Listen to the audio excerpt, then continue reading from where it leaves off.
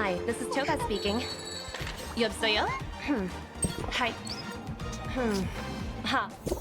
The clock winds back to the start of the journey to Penacony. The Astral Express, upon invitation from the watchmaker, heads to a cosmic vacation spot, the Reverie Hotel, for a banquet. However, in this sweet dream paradise, they unexpectedly become entangled in two bizarre murder mysteries. A grand struggle for a legacy begins. Numerous factions enter one after another, acting in response to the situation. The family hosts also plot to capture the watchmaker with this opportunity and ensure the Charmony Festival takes place as scheduled. A confrontation between the emanator of the Nihility, Acheron, and IPC representative Aventurine becomes the turning point of the entire event. The latter, through a grand death, shatters the family's lies and reveals the existence of the primordial dreamscape, Dreamflux Reef. The Express crew thus delves into the heart of the situation. Here, Gallagher reveals to everyone the truths about the dreamscape, the Stellaron, Mikhail, and the other nameless. They finally uncover the legacy of the Trailblaze and, in doing so, receive a glimpse from the Harmony. To fulfill the wishes of their predecessors, everyone heads to the Penacony Grand Theater with the intention of sealing the Stellaron. However, they are forced into a deadly battle against Sunday, the head of the Oak family, who is aligned with the Order. This great battle concludes with the fall of the Order once again. The future of Penacony remains uncertain. However, thanks to the mediation of the crew, the family and the IPC agree to cede some of their interests and reach a consensus. Penacony regains the right to determine its own destiny. In the very end, Sparkle makes a grand return with a startling bomb show. This crisis is ultimately resolved amidst spectacular fireworks. With everyone receiving their own best ending, the tragicomedy of the sweet dream comes to a close.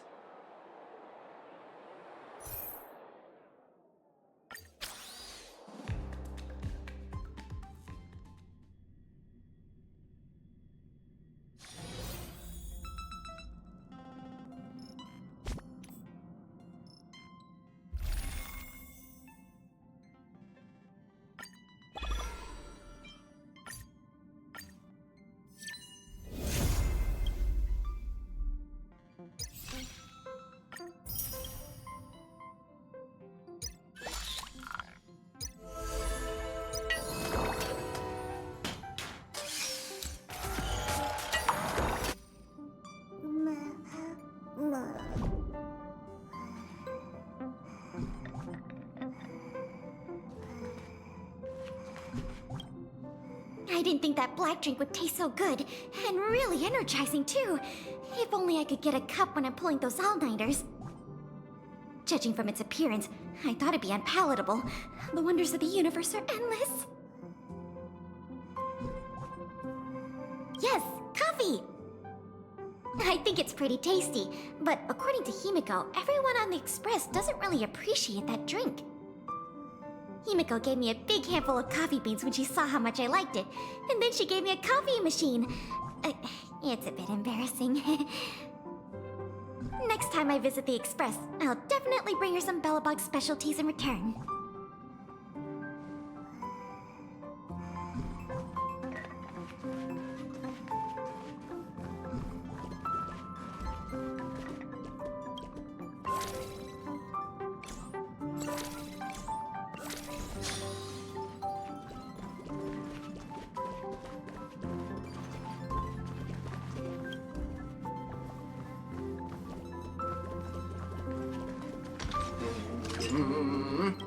Welcome home, dear Nameless.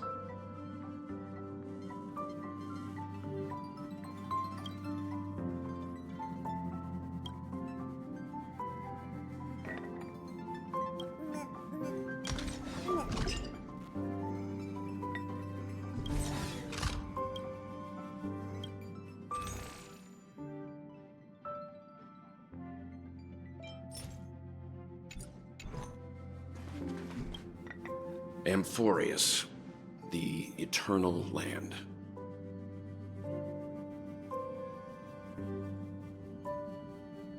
Yeah, that's what Miss Black Swan said. It's a world hidden away from outside observation, with a presence only revealed by the light from the mirror of the Garden of Recollection. It's mysterious, all right. You haven't been with us on the Express very long. Will the journey be too much for you to handle? Huh? Has it been that long?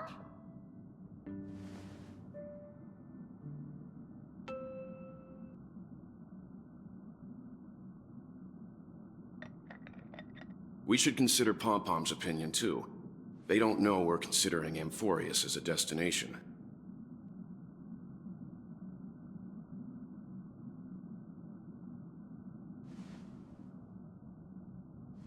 Yeah. Plus, even if we pass Amphorius over, we've still got a fuel problem to solve.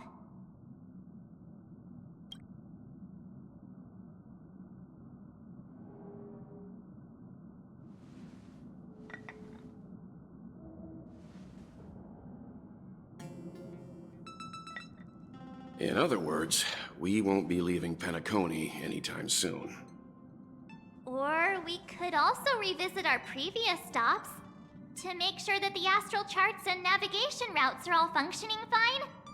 I wonder if the hole in the Tychean Stadium has been repaired.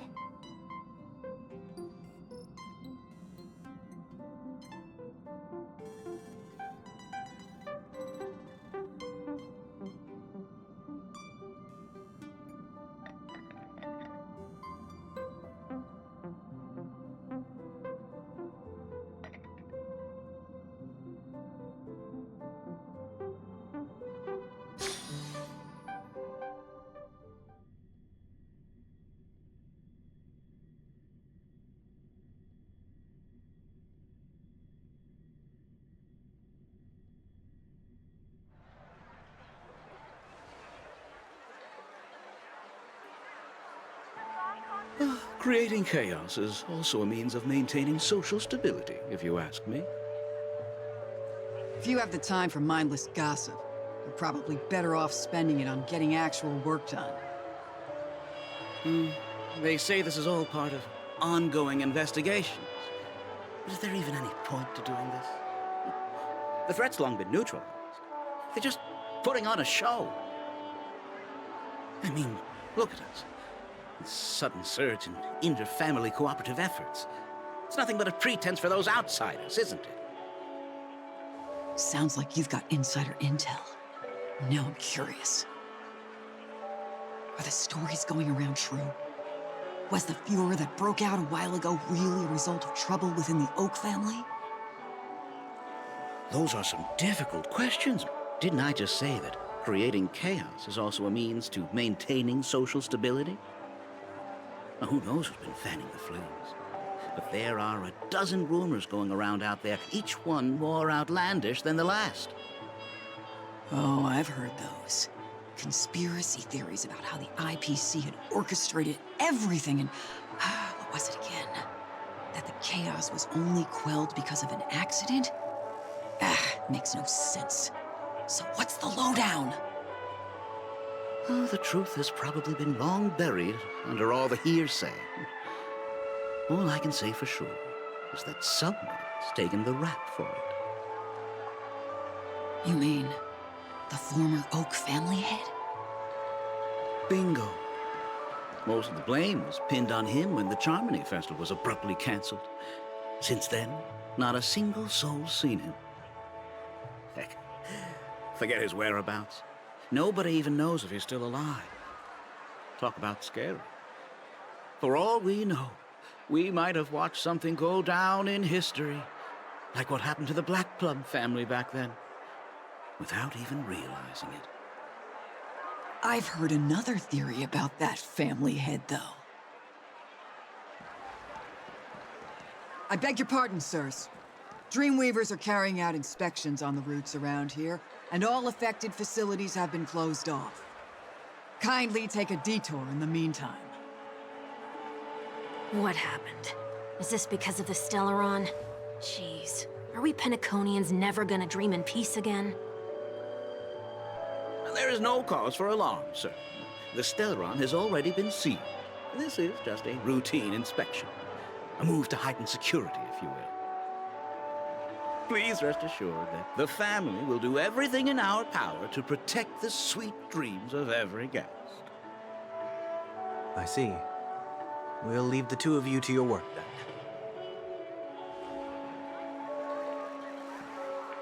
then.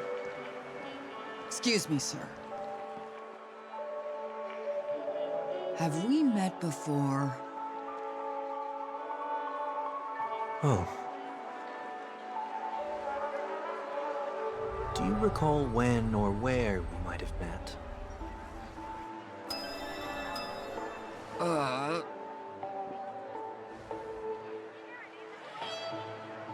My bad. I must be mistaken. Sorry about that. Sweet dreams to both of you, sirs.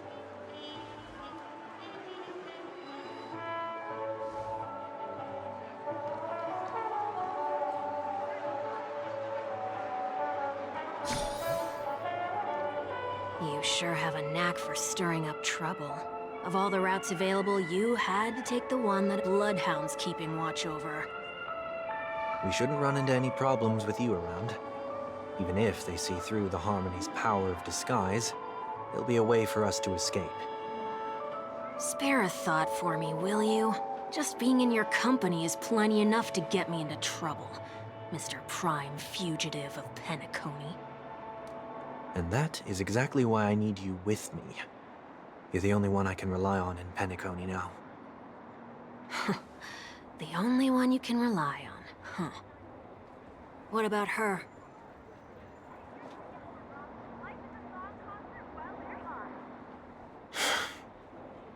At least, she was spared from the consequences of my actions.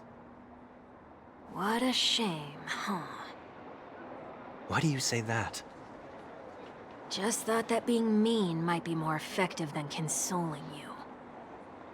I've seen plenty like you, eager for everyone to take you to task after a setback because that's the only way you'll feel better. As though the more they condemn you, the more likely you can rectify your mistake. That said, if I'd really wanted to hit you where it hurts, I'd use a different approach. Like a show of sympathy, for example. You're right. I won't deny that. She should still be in Penacony. Aren't you going to look for her?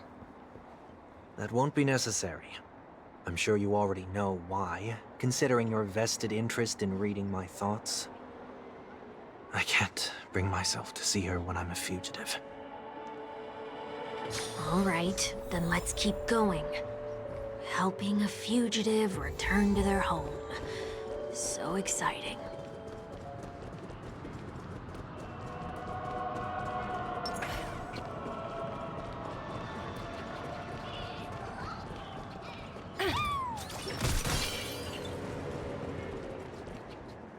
I see two bloodhounds. They appear to be on official business, unlike the pair from earlier. What's happening at Ideen Park? Hey! Hey! In case you didn't notice, I can't see anything. My apologies. I forgot that you're not very tall. Remind me, why do I have to make this trip with you again? We've been through this. You're the only one I can turn to now. Besides, we once lived a cat-and-dog existence. Embroiling you in my affairs won't weigh on my conscience. You certainly don't have much of one if you can bring yourself to say something like that. Yet you will repay this favor all the same. After all, you're only alive today because of me. You owe me that much. Holy moly! Can you get any more conceited? When you were abandoned in the wild and near your end, I showed you a way to survive and helped you escape the jaws of death. When you were at your wit's end and felt lost about your future, I did everything within my power to help you safeguard your position in the family. Okay, I get it already. You have a way with words, I'll give you that. Still, it's one thing to repay a favor, quite another to knowingly put myself in harm's way. I don't understand. Why are you hell-bent on going back to Penacony? Is this an IPC mission? Did they make you a deal? You can have your freedom back, but in return you must turn against all whom you once called family or something like that? Regrettably, Lady Bonajade didn't drop so much as a hint about it. Go now. You are free, O Chosen One, who dare to exceed his bounds. Sever your wings, descend to the mortal realm, and walk their lands. See what this world is truly like. I will not accept your charity. As I mentioned earlier, it's a trade, and you don't have to give me an answer right now. Rewards are not reaped in a day, and if there's one thing I'm best at, it's waiting. The sweet dream still continues, and the night is still long. You have plenty of time to contemplate your answer. She only left me with a most intriguing message before setting me free. As for whether I can afford the price of my freedom, I'll only know when I find out what it is. But nothing good ever comes out of being in the IPC's debt. I'll cross that bridge when I get to it. For now, there's still some time before that payment is due, so why not exercise the right to freedom that I've just regained? By walking straight into a trap? Or by making amends for past deeds. When it's time to go, this will be farewell for good. So, before I leave Penacony, I'd like to take some time to look back on all the events that have taken place. Can't you just look back on it from a distance? There's something else I want to do, too. The embryo of philosophy may have fallen, but the order in Penacony wasn't built in a day. This sweet dream is likely to still contain residual traces of the Oak family's influence. Get off your high horse. The other 4 families are more than capable of working things out on their own. I might have gone astray, but others shouldn't have to clean up after my mistakes. Then you should also know that the IPC isn't gonna help you a second time. If you fall into the family's hands again, you're done for. You know how it is. Old habits die hard. The tie should be on the center line. The shirt must not protrude from the vest. Trouser creases should be perfectly straight, and always aligned with the tips of your shoes. You should always ensure that everything is in order before walking out the door. The same applies when bidding my home farewell, too. But what has Ideen Park got to do with you? Don't tell me that the Founder's one of your disguises. I'm not that old. Oh, come on. Take a joke, will ya?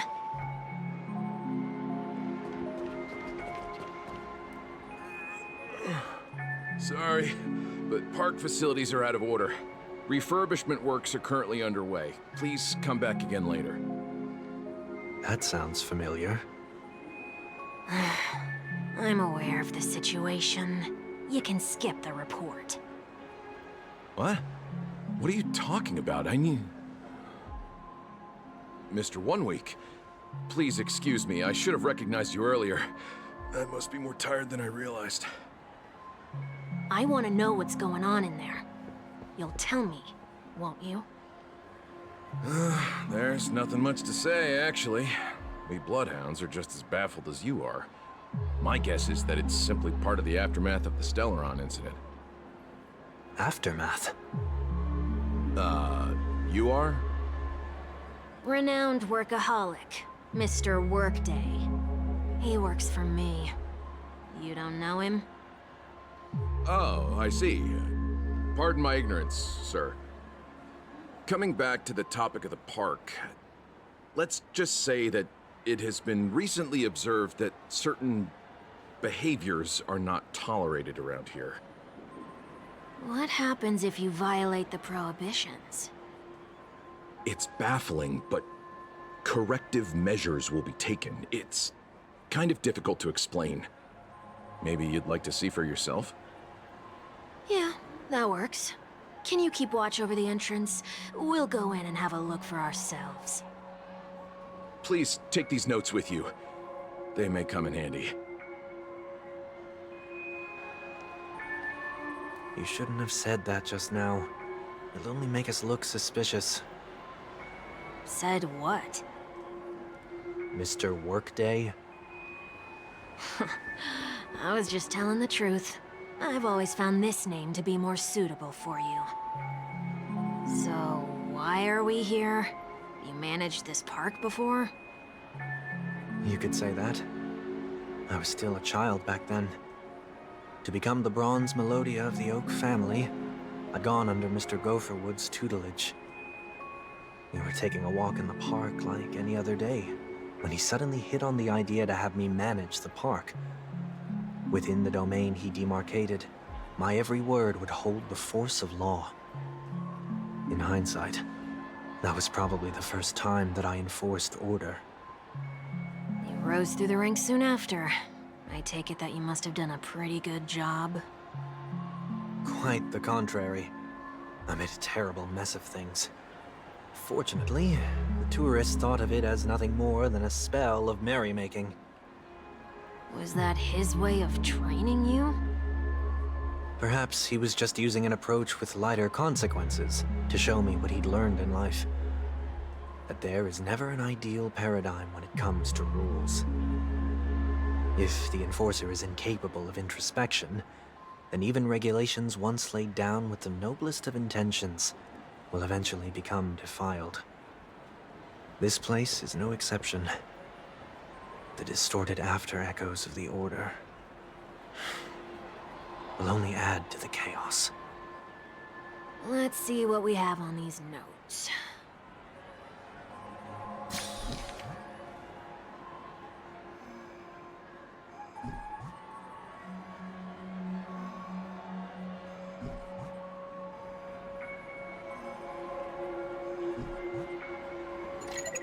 Hi, this is Toga speaking. You have No consumption of food except for burgers. What?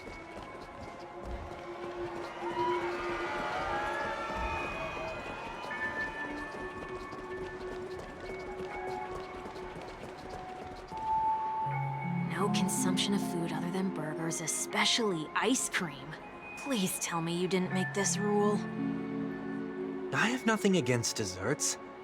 The only reason I made that rule is so that people can learn to wait in line in an orderly manner for things, instead of shoving and jostling people around. What happens if I break the rule? It's as the Bloodhound said. Corrective measures will be enforced. Huh. Try me. Wait, don't!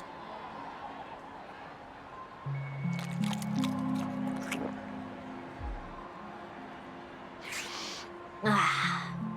Huh. So, where are those corrective measures? That's odd. Didn't I tell ya? The family can take care of the issue without you having to get involved. Next on the list is the stage. Let's go and check it out. Only cast and crew members are allowed on the stage. A surprisingly reasonable rule. And an easy one to test. Neither of us is part of the cast or a crew member.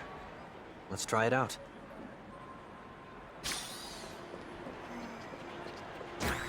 Huh? Let's try that again.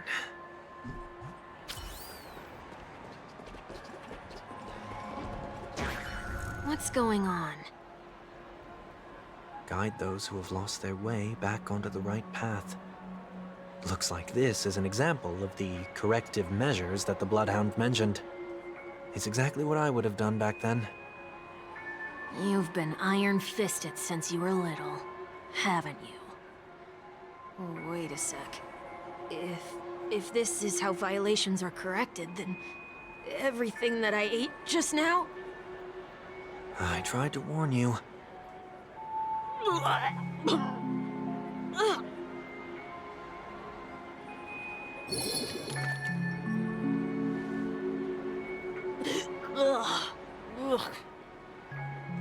feel. Now, I'm feeling murderous. In any case, say what you will, but I can't sit by and do nothing. Not when I'm the cause of all this trouble in Ideen Park. There's no need to involve the Dream Weavers. I'll fix these distortions once and for all. What's the plan? Nothing complicated. All distortions have their roots.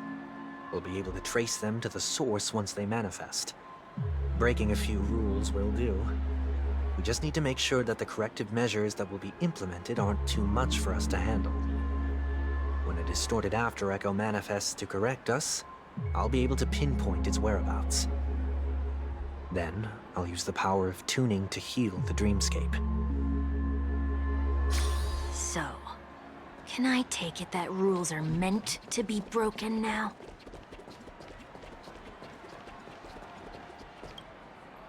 Do not discard trash in trash cans. This is absurd. Did you make this rule too? Children tend to be fascinated by such paradoxes. I was no exception. Forget it. I don't even know how to joke about this.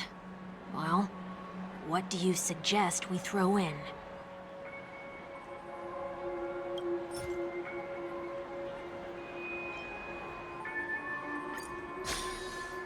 Something's happening.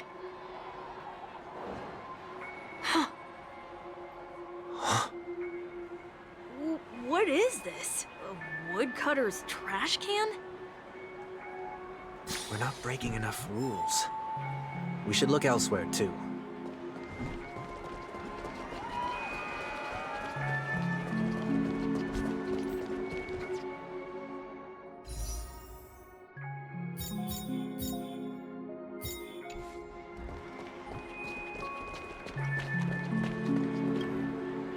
Please do not use Soul Glad bottle caps sold by the Dream Jolt troupe while experiencing the attractions.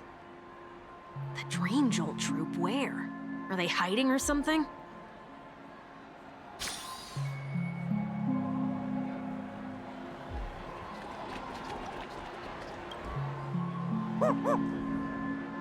Oh, there it is. Found a good hiding spot, didn't ya? Come on, let's buy some bottle caps from it. Just one moment.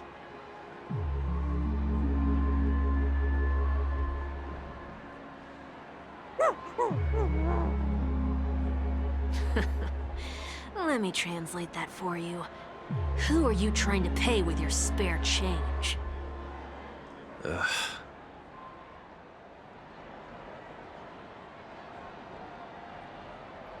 I'm afraid you're going to have to handle this if it isn't enough. Handle this? Handle what? Wait, is that really all you've got on you? May I remind you that I am currently on the run?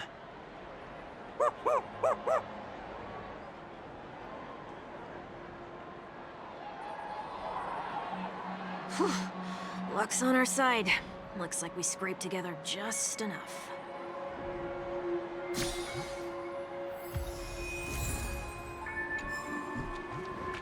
Shall we give this capsule machine a try and see what happens?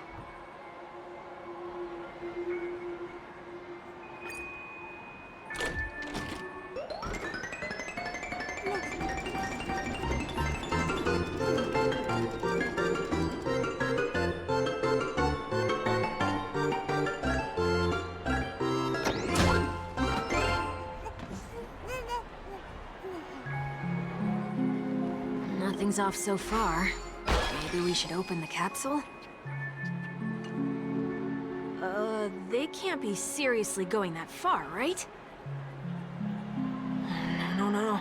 Hey, look out!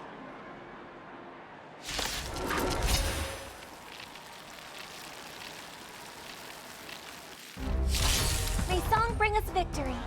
Harmony and unison. The fearless knows not fear. Too slow. Forever. Triumphant! Victory is inevitable!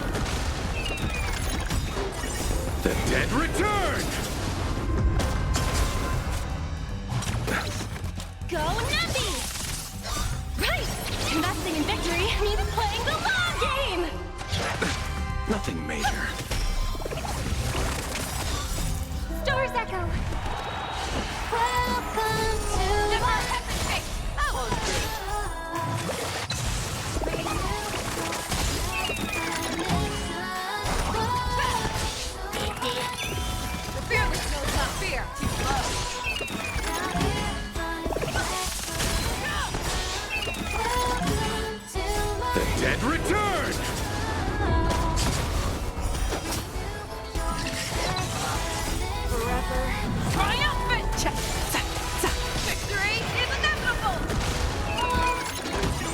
Liquidation! Right! Investing in victory means playing the long game!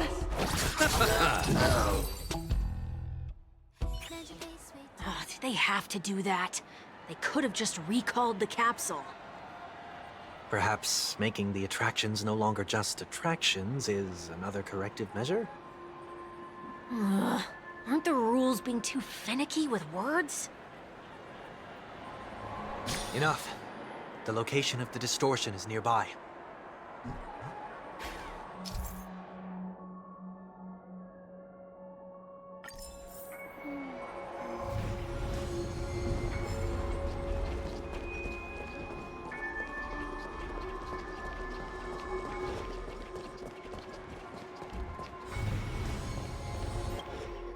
Oh, there it is.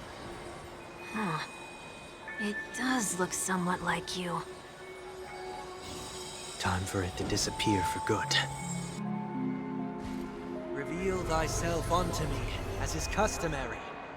All creatures endowed with eyes bear souls of equal worth.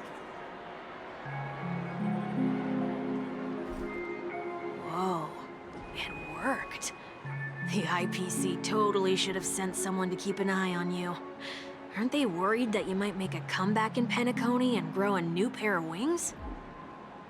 So long as there remains a need for me to keep a low profile, I'm no threat to them. That's true. Come to think of it, you had always been in the spotlight, be it as a respected member of the elite or a leader. When was the last time you fell into the mud? All the way back during your childhood days? Sometime before I turned 6. Like most boys would, I tried to fly with my ear feathers, only to fall into a pit. I almost broke my halo. That was sarcasm, in case you didn't realize. But whoa, you actually remember something like that? You never forget times of failure. It's only human nature. Ugh, you're probably the only one who'd consider something like that a failure.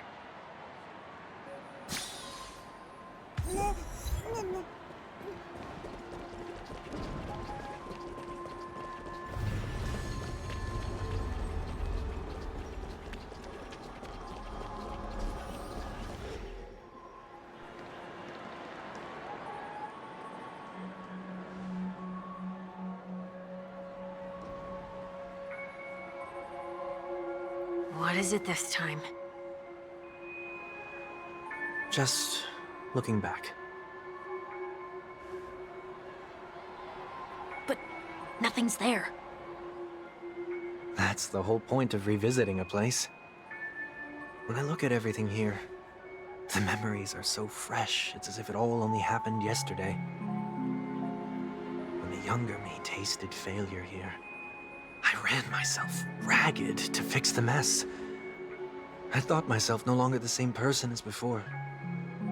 But it looks like I was just going round in circles. I'm glad for this chance to look back on my past in this way. Come now. We should go. This will be a long farewell.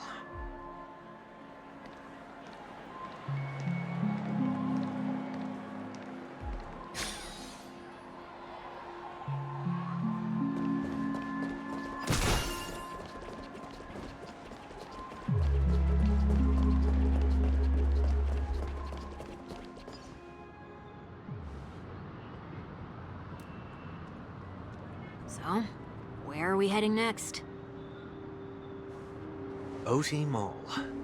There are bloodhounds stationed along the way, though. It might be better to take a quieter route. I don't mean to meddle, but I'd advise you to stay away from that place. Did something happen? There isn't any concrete information yet, but anomalies have been reported around the area. The family is currently investigating. You okay? I'm fine. The Stellaron incident may have been quelled, but who is to say that nobody has another agenda? Thanks for the tip, sir. We'll make a detour. May you stay safe, too. Hold on.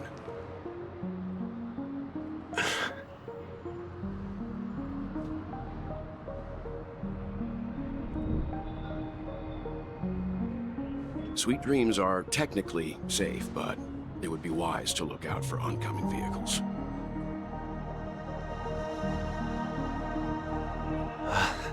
Thank you.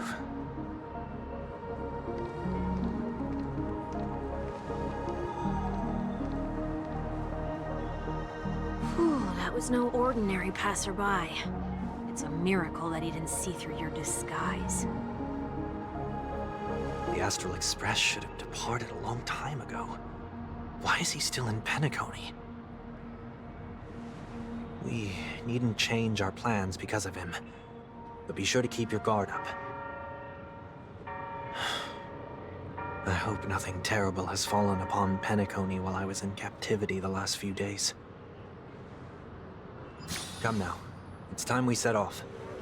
Let's not stick too close to each other, just in case. A few feet or so between us will do.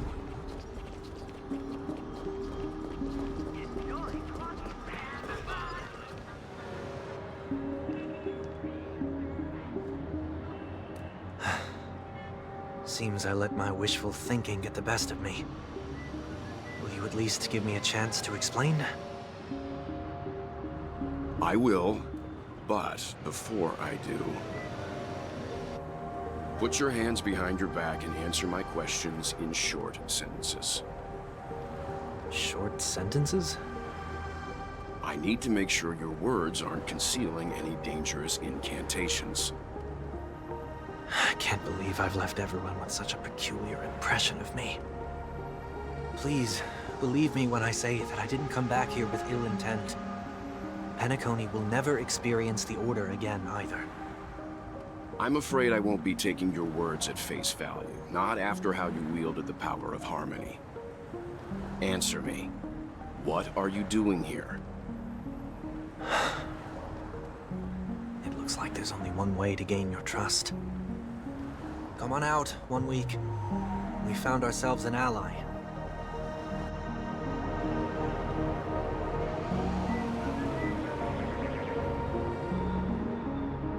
So, it was the IPC that freed you. My sister has likely made an agreement of some sort with them. As for how I'm able to move around freely in Penacony, I have 1 week to thank for that. As you can see, I've only returned to my home to bid it farewell. Would you be kind enough to give me a chance to say goodbye, so that I may leave without regrets? Agreed. But, until you leave Penacony for good, you're to stay by my side. You have my gratitude. I left my home in a hurry, too. I know how it feels. That said, I can't make this call by myself. My companions need to know about this, too. The Astral Express crew is in Penacony, too? Come with me. We'll go find them. You come along, too. Okay, okay. Boy, this is gonna be a party.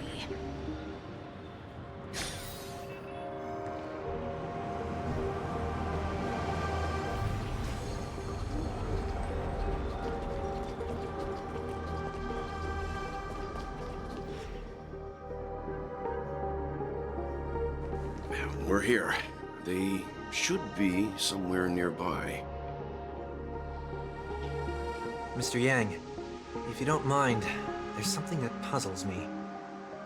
Now that the crisis on the planet of festivities has been averted, shouldn't the Astral Express have departed to continue on its trailblazing journey? Why have you and your companions stayed behind in Penacony? Could it be that someone stirred up trouble after I left? And if that were indeed the case,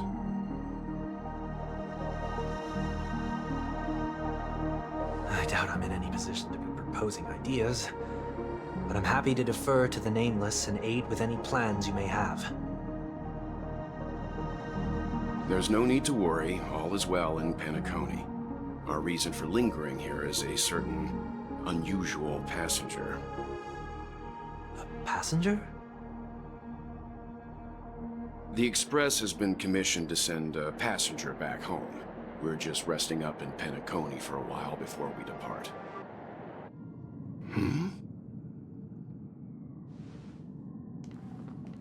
By passenger, do you mean this lady here? Or these ladies?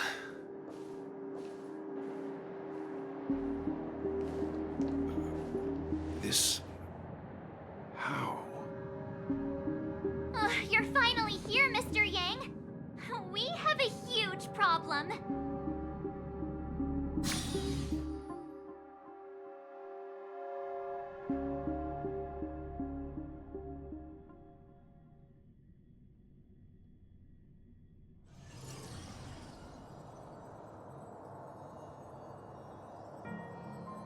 Isn't it fascinating how variables never fail to find their way into the lives of organic life forms?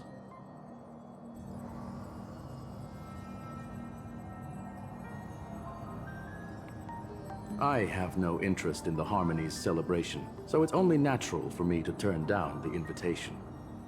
But it looks like my decision also cost me the front row seat to all of your exciting adventures. Conclusion: there is likewise a downside to pursuing reason.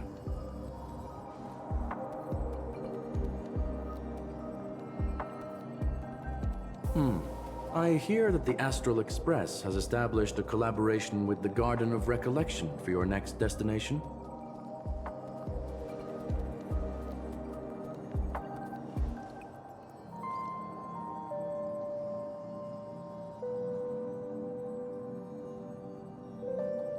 Could there be more to it?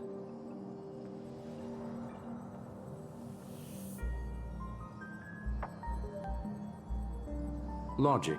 The average Pathstrider wouldn't leave any trace behind in the Garden of Recollection's mirror.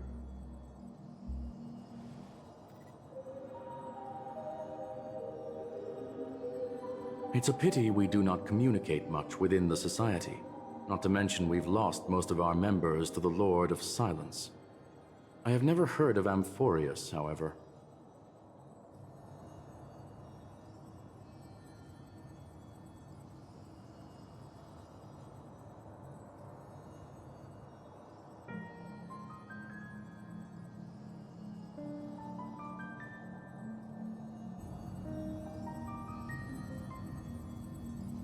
That Foxian girl has indeed been through an unimaginable turn of events. I suppose that's the fate you organic life forms are bound by. So, is it out of goodwill that the Astral Express volunteered to send her back home?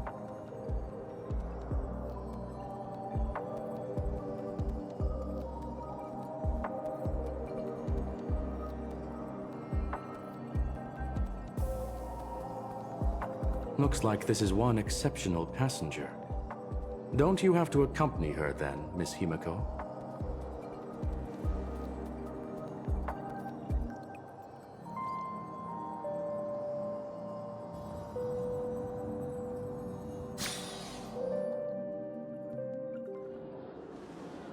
So, is anyone gonna tell me what's going on? March? Oh, about that. Why don't you ask him instead? He knows how to present things logically.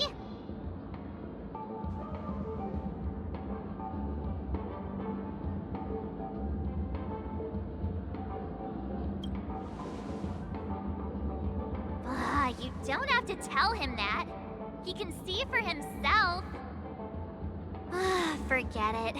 I'll tell you. We walked around with Miss Ting-Yun for a while after separating from the rest. But then we ran into something weird. Did something happen in the dreamscape? Actually, it's more like it was someone's fault. Takeshi filming a Try Not to Laugh challenge, and he gave us some of his candy. A type of candy that's supposed to make you fall over laughing. So that sort of try not to laugh challenge. I didn't really want to do it, but he insisted on us giving it a shot. That's how we got into this problem. What happened?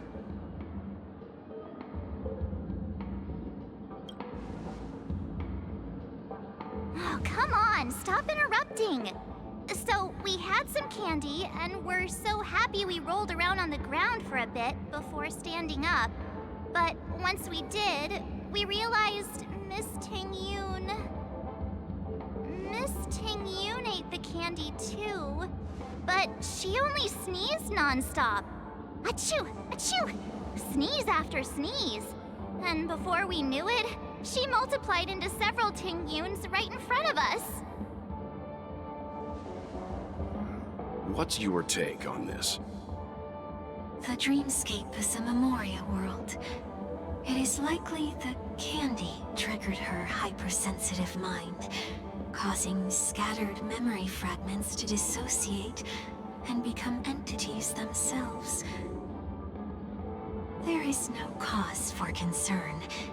We've experienced similar incidents from time to time in the sweet dream.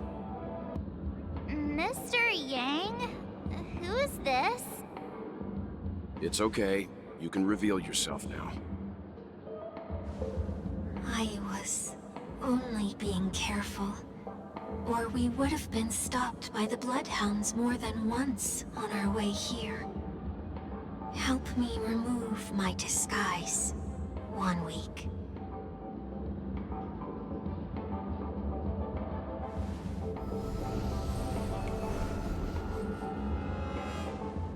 It's been a while, everyone.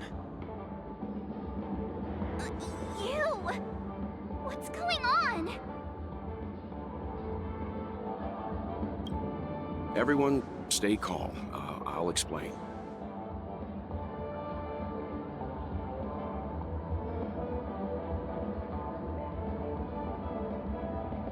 I believe that at this point, Sunday has no reason to be dishonest. But to prevent any unforeseen complications, I'll be accompanying him everywhere he goes until he leaves Penacony. Mr. 1 Week here is an old acquaintance of Sunday's. Pleased to meet you, fair lady. And you, of course. You're the heavyweight who pummeled this control freak.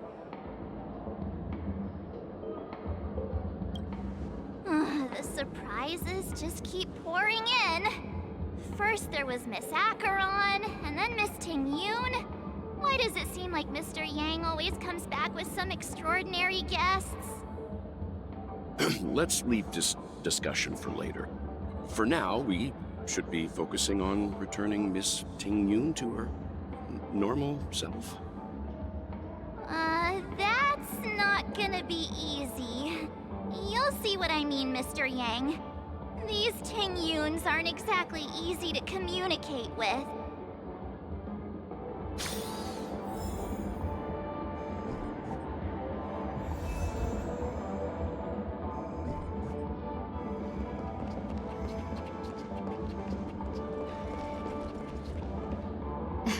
Miss March 7th, have you taken the time to consider my suggestion? Your suggestion? Oh, wait. Which Miss Ting-yoon are you again? It's me! I'm the one who wants every Ting-yoon to come together to form the Ting-yoon Merchant Guild. How often do you get the chance to work with yourself? Just imagine how in sync we'll be with one another. We're bound to thrive and prosper.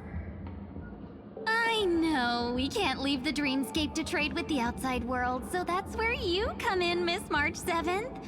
Your wits surpass many others, making you the perfect person to handle liaison negotiations on our behalf. I guess I can consider it. I hope everything goes smoothly for your guild. There. Now do you see what I mean, Mr. Yang? There does appear to be an element of her talking to herself.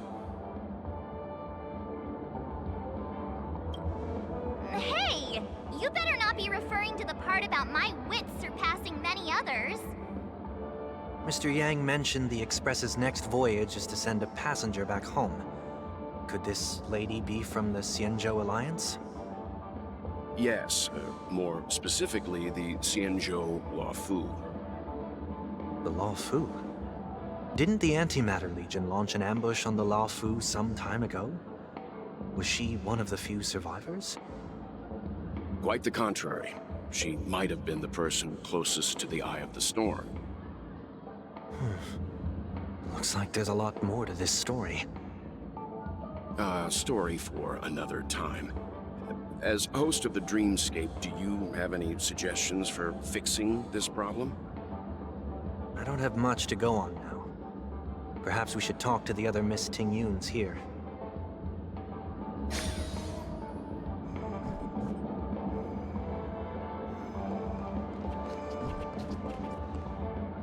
That sounds nice. People never forget a personally prepared home-cooked meal. But then again, gifts should be lasting. What about a delightful new bouquet of flowers on the table each day? Wouldn't they do a better job at brightening up someone's day? That sounds like a good idea. If we really want to do this right, though, it's the thought behind the gift that truly matters. The more thought goes into the gift, the better the recipient feels it. She makes a valid point, too. You sure have a way of not offending anyone. These three Tingyuns don't look like they'll be reaching a conclusion anytime soon. We won't be able to get a word in. So, what do you think, Sonny? Let's try a different name, my dear friend. Oh, don't we sound chummier that way? I took a leaf out of this Foxian girl's book. The problem with Miss Tingyun is just as I suspected before. That prank shattered her into notes that are each a part of her. In other words, it means the Tingyuns we see here are all different aspects of her psyche. Okay. You just made it sound a whole lot more complicated.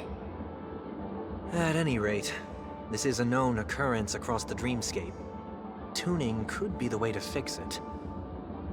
The only problem is that these Miss Tingyuns are too caught up in their own world. Is there one we can properly speak with? One that we can speak with? Oh, I think there is one. But it may take me a while to identify her.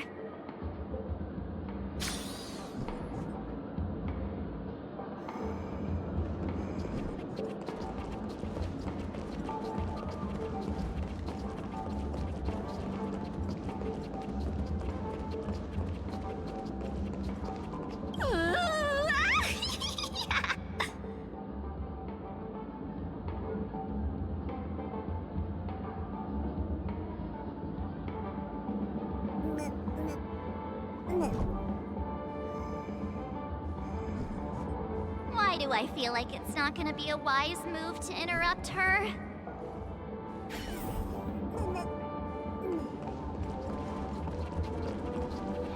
Huh? You can't fly? Why? I can't. I can fly.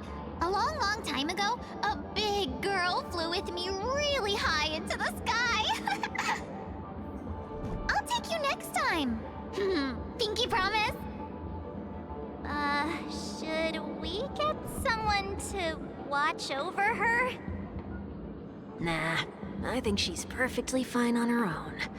The childlike innocence that adults have is a lot more resilient than you can imagine. Even if that's true, it doesn't apply to her.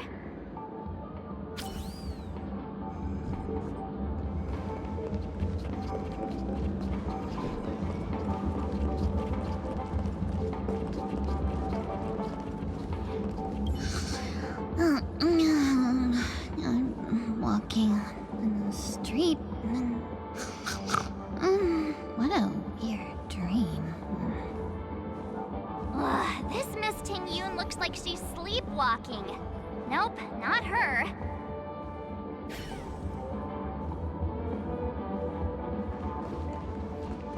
Huh? Ugh, yikes! She's scary! No, I won't be able to talk to her.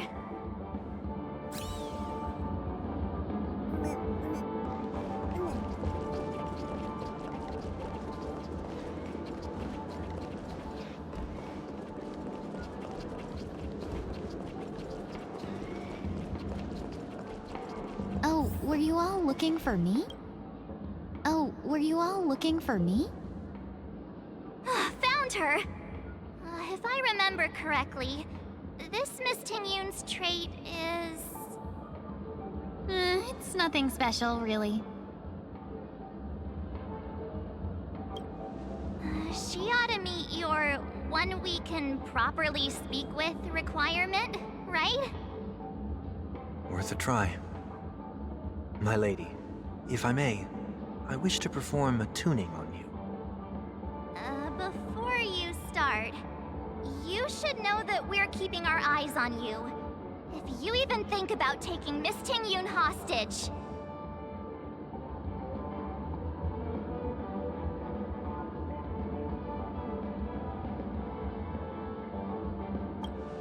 It is not my intention to provoke you. Perhaps, as assurance, we can have my friend here perform the task in my stead. 1 week has a higher mastery of the harmony than I do. That is true.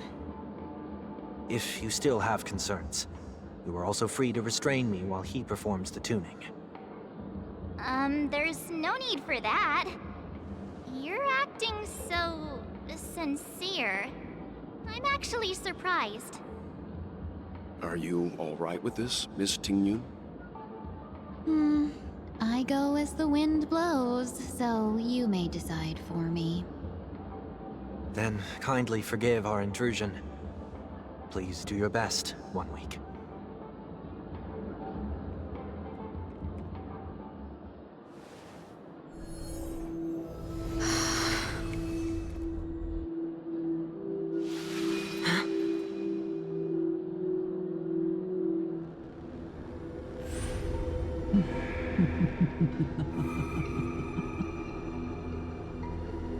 What the... Did any of you hear a voice just now? A voice?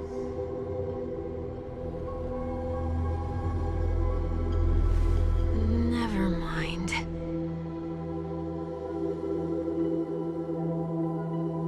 Look!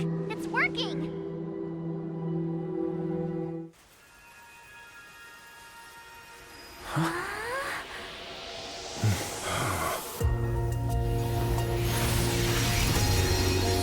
Never did I expect that every encounter with you would always be in moments of distress. Did I conduct myself improperly? Miss Tingyun, you're finally back! You may be small, but you're pretty amazing. Huh? What's wrong?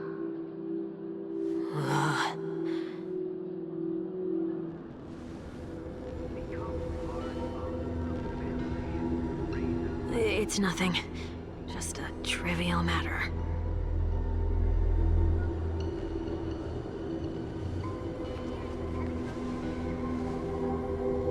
What do you sense? I should have let you handle it yourself. This girl is not as ordinary as she appears. I nearly died. Just now.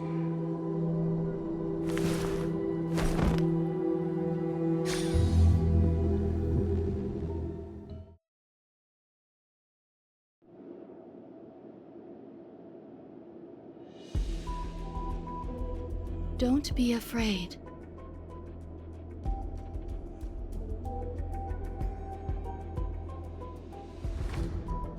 What is this place? No matter what you see, you only need to remember one thing. You're not alone.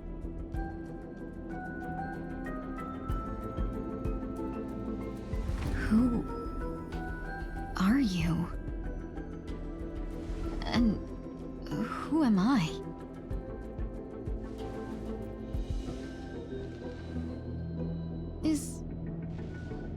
Is that where I came from?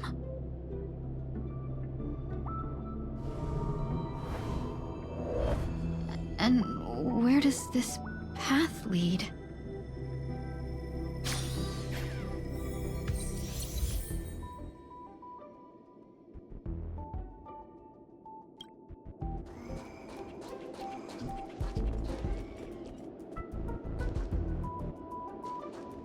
That looks so familiar. Does she want to lead me somewhere?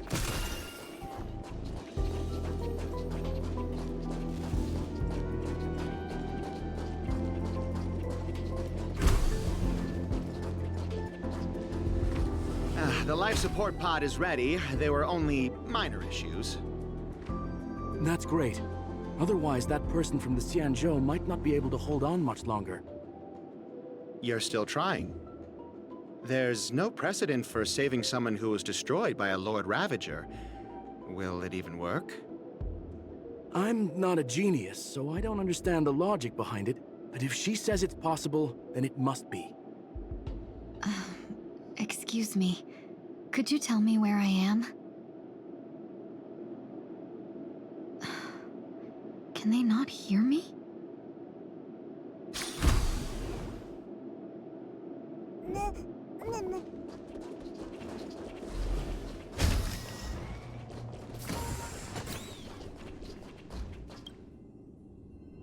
This girl is...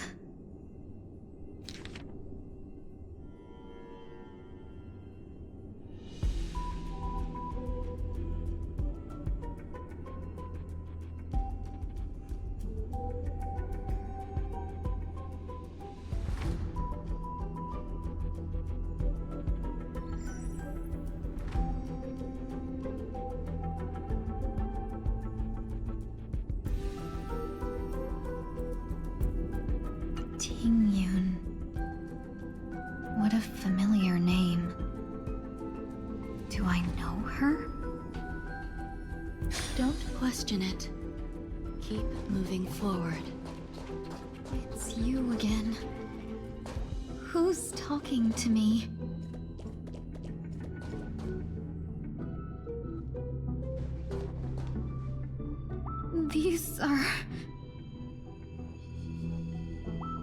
These are wounds left by the destruction. They have taken root within your body and cannot be removed. The destruction? I don't understand. Please, who are you? And why won't you show yourself? I can't go to you. All I can do is wait for you to finish walking this path. You want me to go through here? Do I have to fight it? There's no need for that. It's too dangerous, and you can't do it anyway. Don't fight it. Embrace it. Try to coexist with it. Think of it as feeling your own scars. My scars?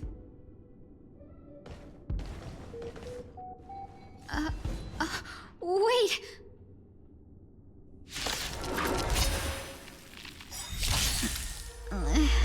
Is this called coexisting? Don't worry. As I said before, you're not alone. Go nuppy! That won't do. Forever triumphant! Victory is inevitable! The fearless knows not fear. Too close. The dead return! Nothing major. Never hesitate! The fearless knows not fear. That won't do. Forever triumphant! Victory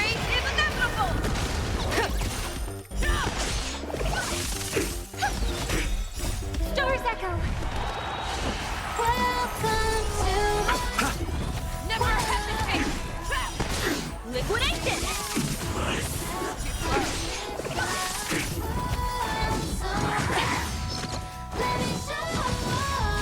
The fearless knows not fear!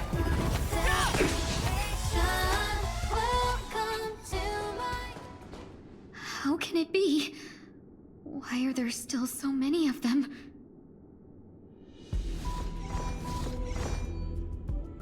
The ones from before weren't defeated either. As I said before, you can't defeat them. No one can. You can fall into the darkness and die alongside these scars of the destruction. Or bring them with you when you return to the world here. These are your two choices. Return to the world? What are you saying?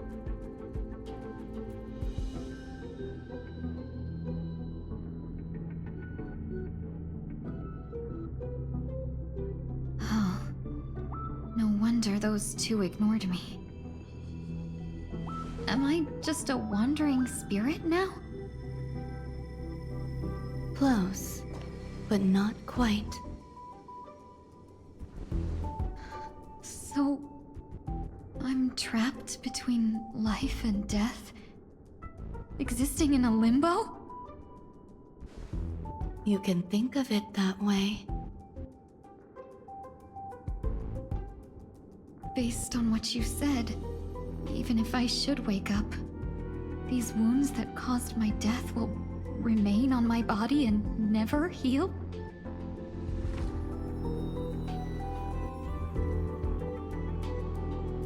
I don't understand. You appear to be trying to save me, Benefactor. But why are you telling me all this? It's a habit of mine. I believe everyone should have the right to choose whether they wish to return to this world or not. Be that as it may, I don't remember anything. There's nothing to help me make a choice. That doesn't matter. I believe the desire to live was born from nothing to begin with. You may also prove yourself to be the exception. I would also be pleased with that result.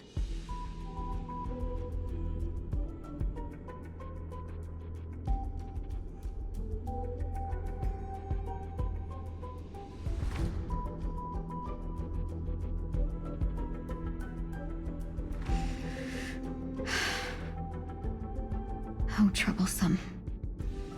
But I suppose that's part of living. Survival or destruction is no longer a choice for you. They both now grow along the same path. And only by walking this path will you break through the darkness and arrive at my side.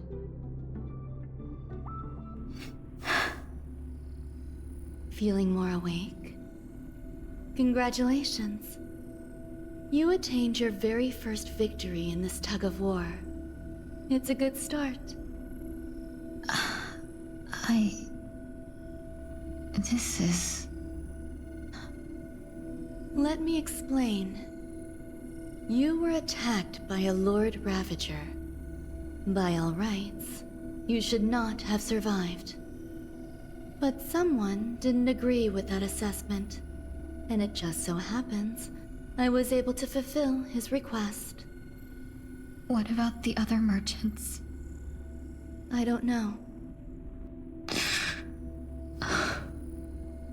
Why me?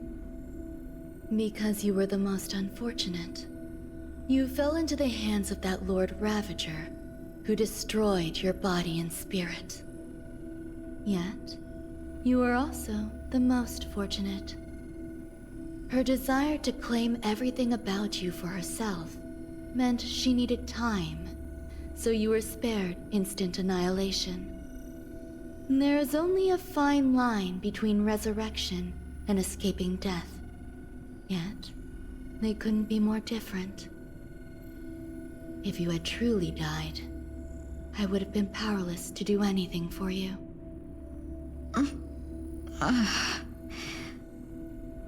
My body feels strange. I'm sorry. I can't let you regain your ability to feel just yet. You'd be in excruciating pain. Your body was contaminated by the destruction and suffered severe damage. As I said before, these wounds will stay with you for the rest of your life. To prevent its resurgence, I made some minor modifications to your body. Or more specifically, your tail. You'll have to learn to adapt to it. Unfortunately, the inescapable price of survival is often more adversity. Regardless, I'm grateful to you for saving my life. There's no need for that. This was merely a transaction.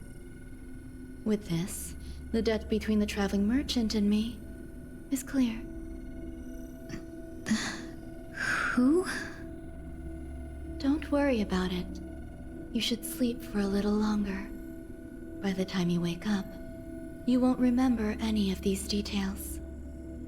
I'll arrange for someone to send you home. Which reminds me, you seem to have some dependable friends with close ties to you. You should go with them. It can only help with your recovery to hear more about your past.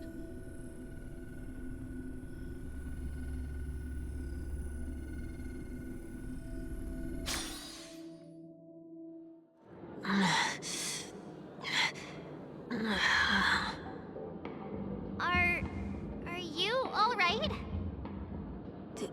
Did I pass out?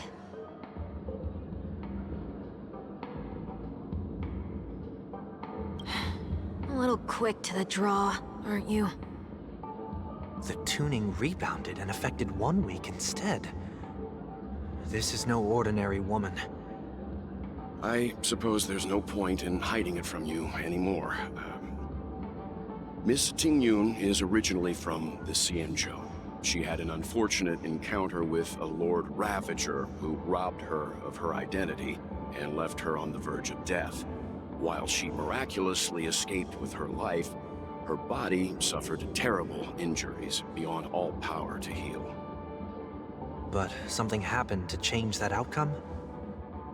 Yes, a genius got involved. She's very accomplished in the field of life sciences and managed to grant Miss Tingyun a shot at survival. After that, she asked the Express to escort Miss Tingyun back home. We made a stop at Penacony along the way, partly to allow her some time to convalesce. I'm so sorry. I thought no one would be affected if I hid inside a dream. I didn't expect so many mishaps to happen. That's all right. So long as nobody was hurt. Can I get something to drink? I feel like I've been asleep for 10 years. That's fine. We should find another place to talk anyway. We drew some attention with that commotion earlier.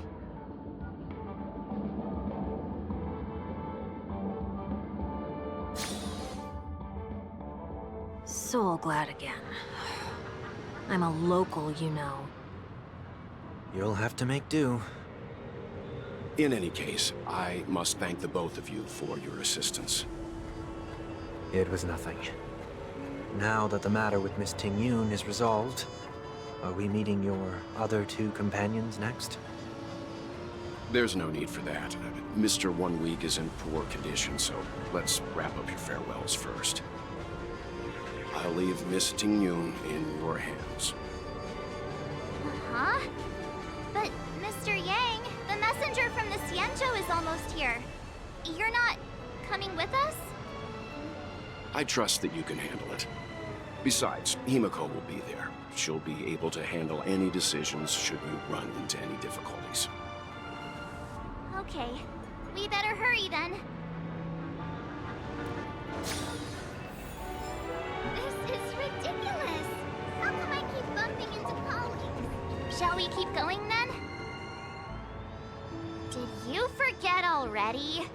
Miss Ting Yun is going back to the Alliance, so we're here to help her pick out souvenirs. I'm not too familiar with this planet. I'm worried an unscrupulous cutthroat merchant will try to take advantage of me. Luckily, the people I want to buy these gifts for are friends you already know on the Xianzhou. So I'll be counting on both your stakeholder intuitions for recommendations. As if a merchant could seriously take advantage of you. No, I already picked up a few gifts earlier. So that means there's only 3 more left to go. But we've already lost a lot of time. So we'd better not drag our feet.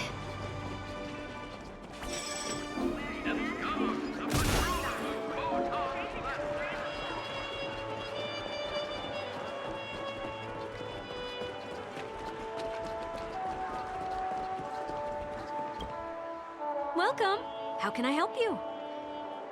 Hello there. It's my first time visiting the Dreamscape, so I wanted to buy some local specialties as souvenirs for my friends back home. My 2 friends here are more familiar with the Dreamscape and recommended your shop, so I'm here to take a look. Wow, you really know how to flatter.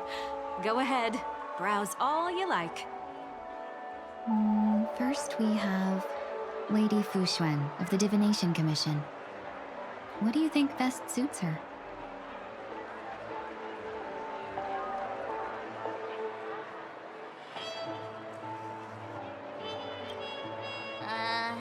Did you pick that because of her third eye? A meticulously thought out and interesting suggestion.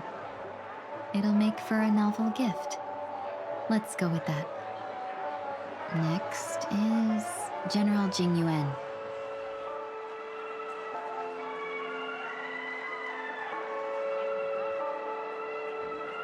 Come to Clock Studios theme park to learn more about the history of the planet of festivities.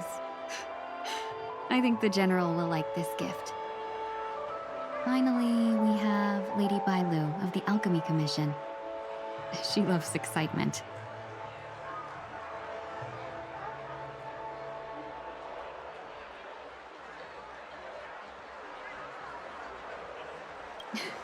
You carry yourself with such dignity and grace, but you still have the heart of a child.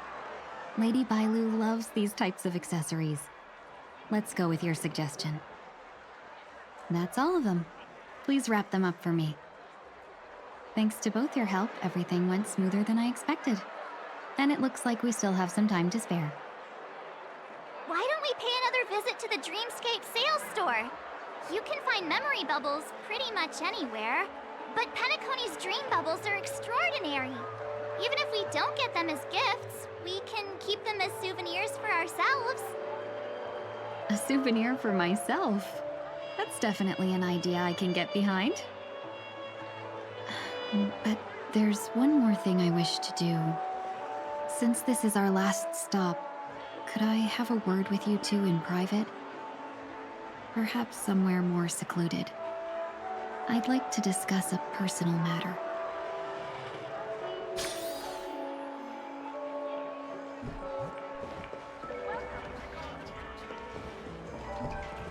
This is a good spot.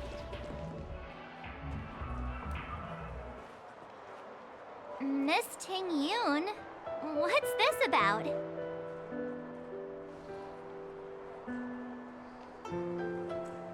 You've looked out for me during our travels together these past few days.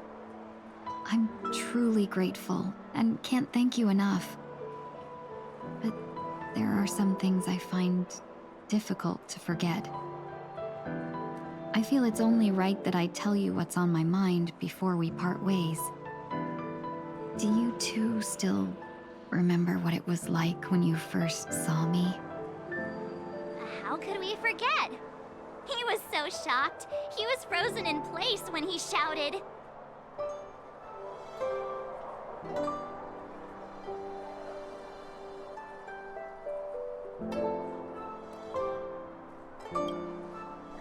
Exactly. And that's precisely why I haven't been able to shake off this strange feeling in the days since I started traveling with you. When I asked for your names, I couldn't help but think that this first encounter was actually a long-awaited reunion for you. I've heard about what happened to you on the Xianzhou. And I've got to admit that Fantilia's disguise was so perfect, it was like another me tricking everyone. Yeah, we couldn't even tell when you were replaced by Fantilia. I figured it happened when we were after Kafka. You vanished for a while. I thought you must have come back as a double. But it was much earlier than that. That thought has me filled with sorrow. As if a piece of my life had been stolen away, and I had no part in it. That's what I've been puzzled about, too.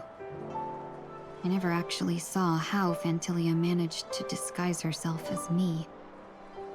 What was your impression of that Tingyun, if you recall?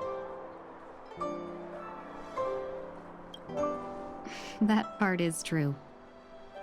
I'm always calculating when it comes to business, but never with people.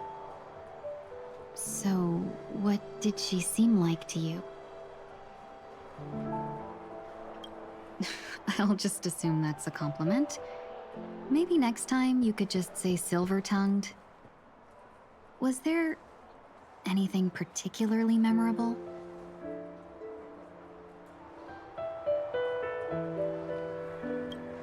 That's true. I'd love to learn how you do it. Now the final question. In your eyes, am I just like the Tingyun you remember? Wait, don't you find that question a bit weird? You're the real Tingyun. Why compare yourself to an imposter? Oh, Miss March, you might have the wrong idea. I'm just feeling a mix of regret and relief. Uh-huh. As a merchant, staying well-informed is crucial. It's only natural for me to stay updated on the events of the Luofu before I return. If I had rushed in and out back then, I wouldn't have been much help. Instead, I would have postponed the trip and sought assistance from allies, but in that case... We wouldn't have crossed paths. Exactly. Based on your description, that Lord Ravager was indeed cunning. Her demeanor mirrored mine so closely that it felt like she was living my life for a few days, rather than merely disguising herself. I regret missing out on your Xianzhou journey. But everything that unfolded afterward, aside from the scheming, played out exactly as if I'd been there. This leads me to consider another possibility.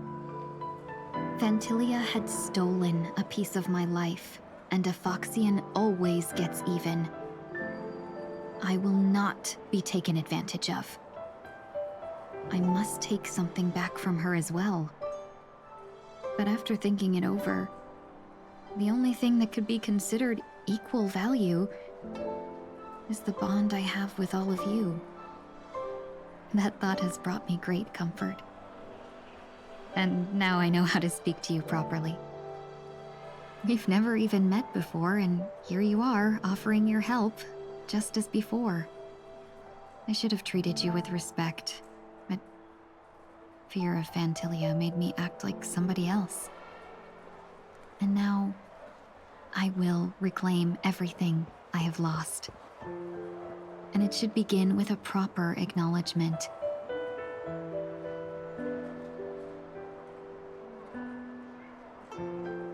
Dear benefactors, I extend my heartfelt gratitude to you. Aw.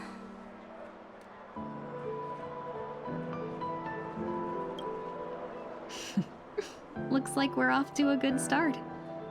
Moving forward, I'll definitely be trying more things like this from now on. And you, my dear benefactors, will be my source of courage. Miss Ting-yoon, that's way too over the top. Just don't make any risky decisions.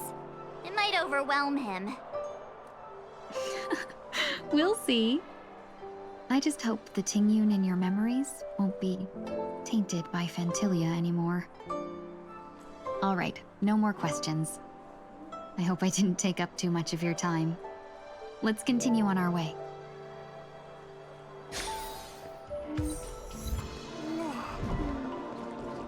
A dream about eons?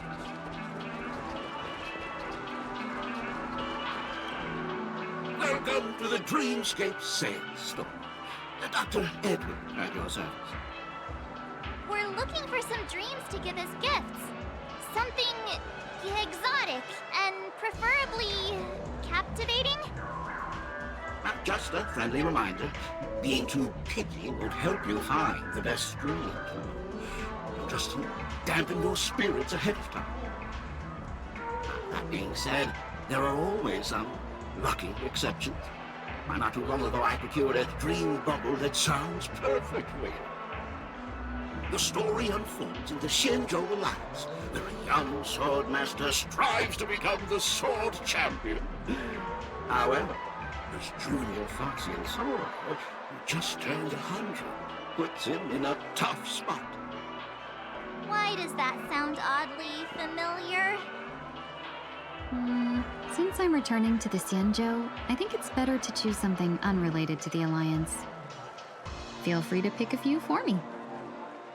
I love customers like you. So easy to work with. So easy to take advantage of, you mean? Just don't pick anything weird, okay? Oh, speaking of dreamscapes, I have a gift for you, my benefactors. After troubling you all this time, I couldn't leave without properly expressing my thanks. Here's a dream bubble for you. I hope you enjoy it. Wow. That's really nice of you. Here are the dream bubbles I prepared for you. Thank you for your business. Well, it looks like everything's finally in order. I suppose it's time to head back?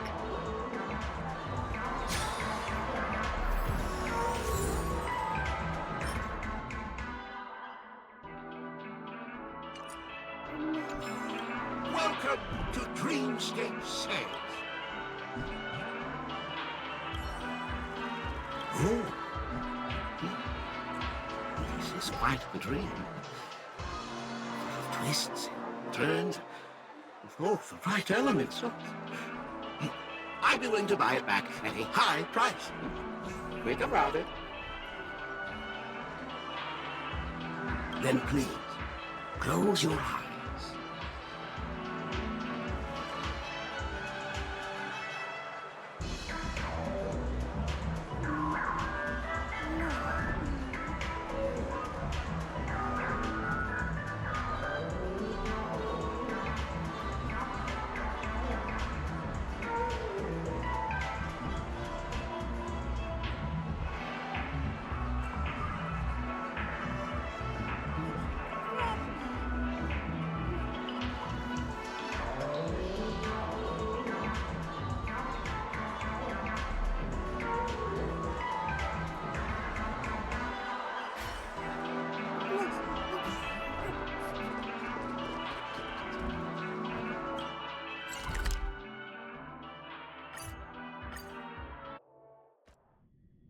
I can't believe it's time for Miss Ting-yoon to leave.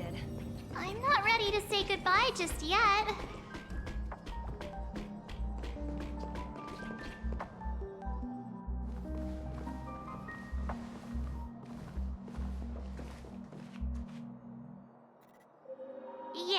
we got delayed on the way.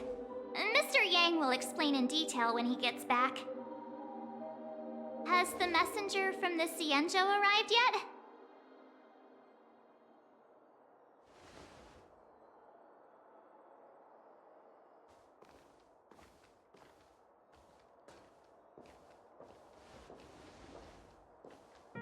Long time no see, everyone.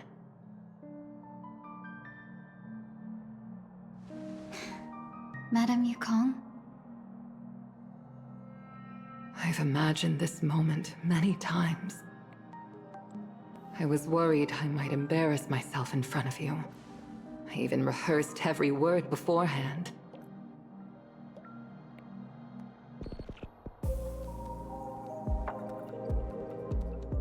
But now it seems it was unnecessary. Tingyun, I'm here to take you home.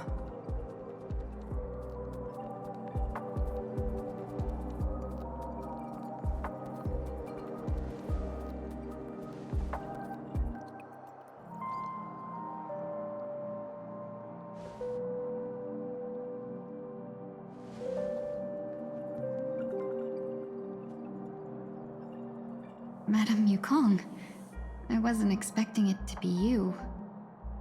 What a wonderful surprise. I wanted to come because, after all, it's you who's coming home. Yeah, me of all people. Your body. It's going to be tough from now on, isn't it? I've already escaped death once. What more could I ask for? Also, it's not all bad. I might even beat you at arm wrestling now. You're still the same, carefree as always. I have a lot I'd like to tell you, but I'll save it for the road. It's a long journey back to the Luofu.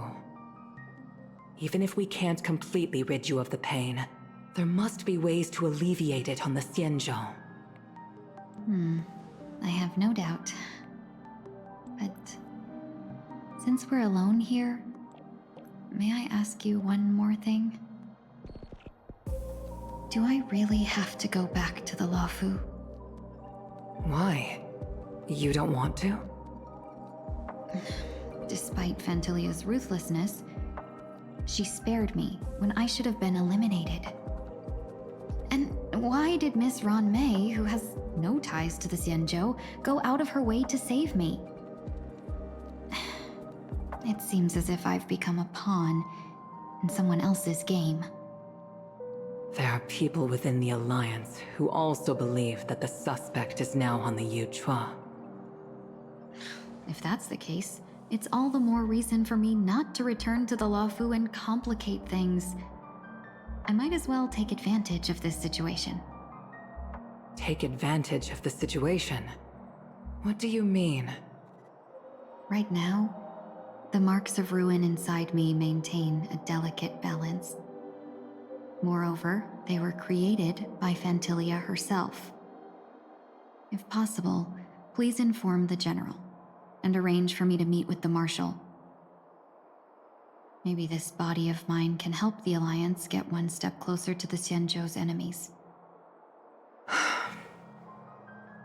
When Ron Mei visited the Luofu earlier, she mentioned what happened to you. This coincided with when the message sent by the Astral Express arrived. The Arbiter Generals concluded that Fantilia did not intend for you to survive. If utilized strategically, this could give the Alliance an element of surprise. If we follow this plan, we must keep your resurrection hidden. But before making any decisions, I want to know what you think. If you wish to go home, I'll support you, no matter what others may say. Then I'm glad. I shall save you the trouble of hearing what those people may say. The road ahead is perilous. If you decide to take it, I won't stop you. Maybe I'm being selfish, but I still want to know. Are you choosing this because it's what you really want? I've come to see myself clearly in this dream journey. Perhaps it's what people call a blessing in disguise. There is someone who can attest to my true intentions. Please follow me. She should be around here somewhere.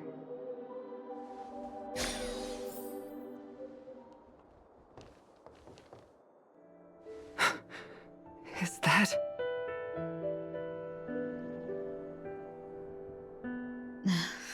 After a strange encounter, I was fragmented into multiple Tingyuns, each embodying a different aspect of my memories. And one of them hasn't returned to me, because she ventured too far. Until now. You mean her? What is she doing? She's captivated by something that has deeply mesmerized me. As a fleeting emotion, she's no different from a newborn. Her boarding this ship was solely down to her inner impulse.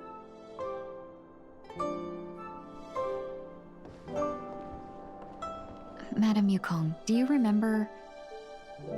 Perhaps that was just an ordinary flight for you, but for a certain child, that was her first experience with the sky.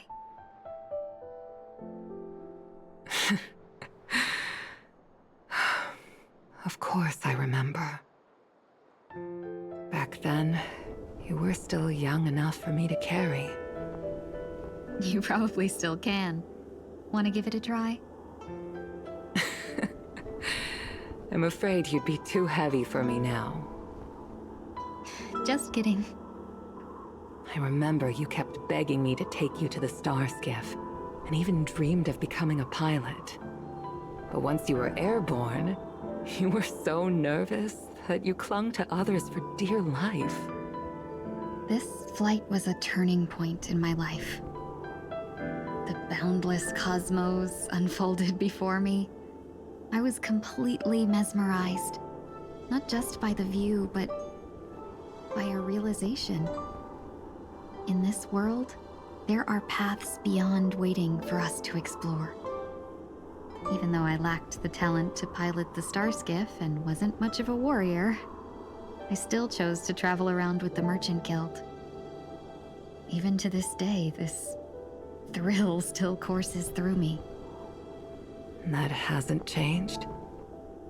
Never.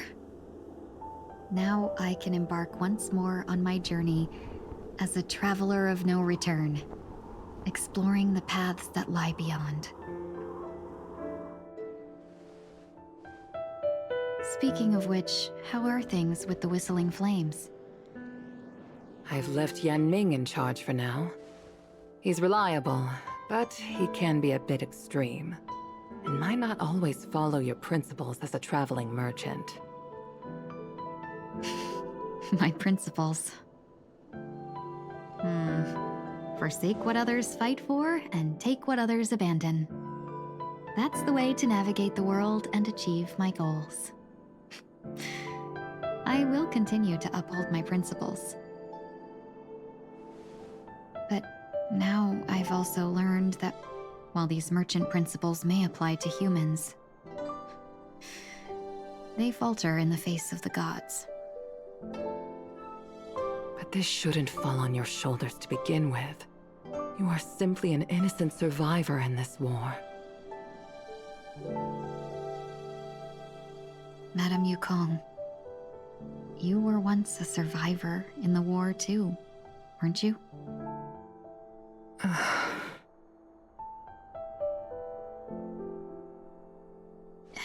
In a hazy dream, I vaguely remember someone telling me that the inescapable price of survival is often more adversity. But Madame Yukong, the gods use humans as pawns in their cosmic game, sacrificing countless innocent souls.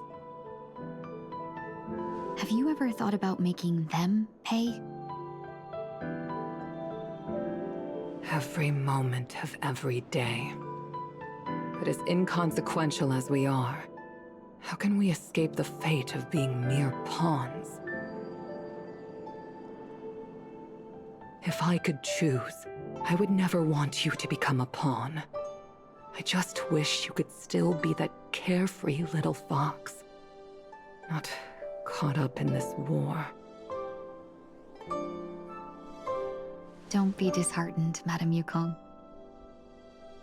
Thanks to the favor of the Lord Ravager, I've become a player in this game. Remember, it's often the unassuming pawns, the lone traveler, or the worm that subdues the dragon, that leave even the best strategists helpless. So, now I'll become a cunning speck of dust, and make those masterminds behind the curtains sneeze a few times.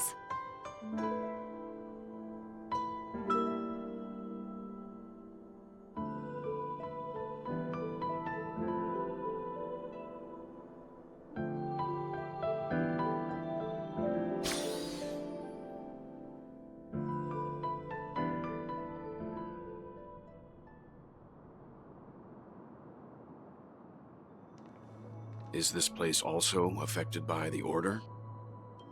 No, I'm just here to bid farewell. I changed my mind along the way. This journey has too many variables. So it shouldn't matter if we add another. How did you know she would be here? I didn't. I had a hunch and decided to try my luck. It seems I can be lucky sometimes. It's not like you to leave things to luck. I'm trying to change too. I don't think you need a bystander in this scenario. Go on ahead. You're not worried I'll take the opportunity to escape? I believe you're the kind of person that has the ability and desire to use everything to your advantage. But that everything does not include Miss Robin. Thank you. Now then, Mr. 1 Week. I'm not leaving. No way. Let him stay. He won't be in the way. I actually need 1 week to be there. She shouldn't be seen talking to a fugitive, no matter the circumstances.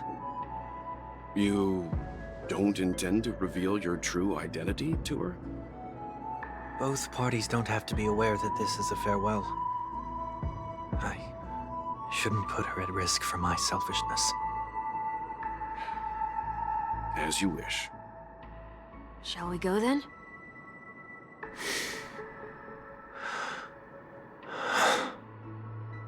Let's go. Our journey can't begin if I can't take this first step.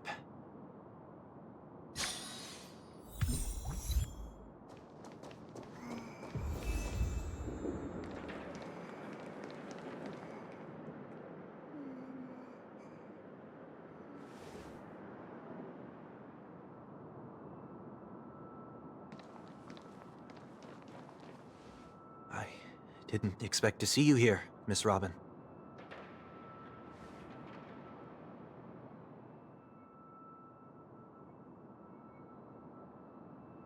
My name is 1 Week. I'm a member of the Nightingale family.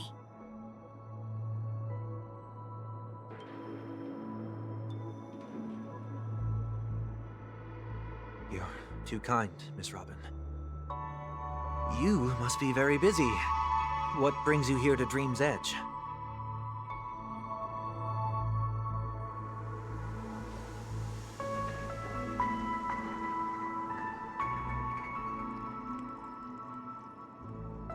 Well, perhaps the dreamscape is not so different from reality.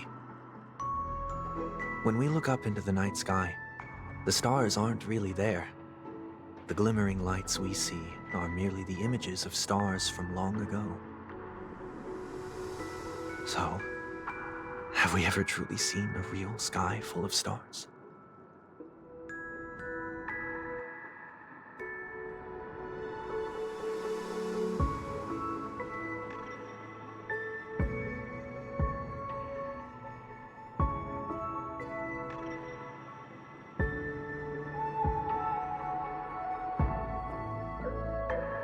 No, no.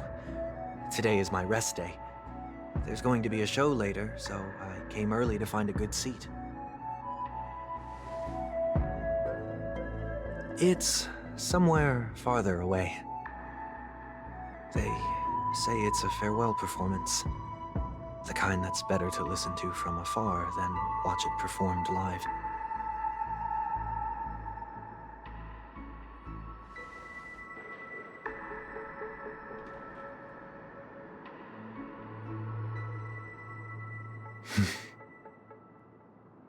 Miss Robin, may I stay here with you to gaze at the stars before the show begins?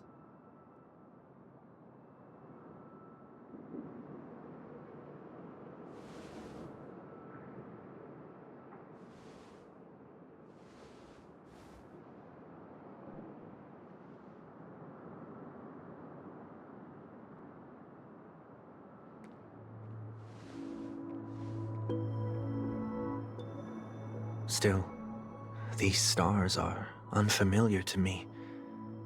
I don't recognize any of them, and it makes me feel uneasy.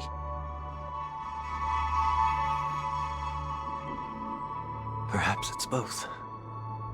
The Stellaron disaster may not have had any real consequences, but many guests still chose to check out. Now the hotel feels quieter than before. It makes me wonder what Penacony's future will be like. I just hope it will not negatively affect you, Miss Robin.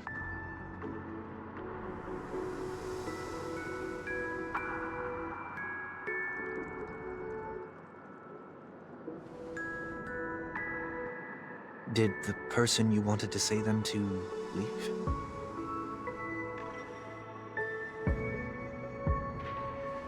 Sometimes, what's in your heart doesn't need to be dressed up in words. Maybe he already knows what you wanted to say.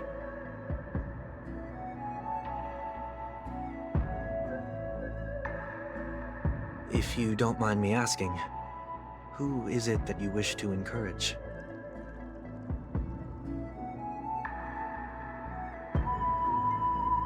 There are many such people on Penacony.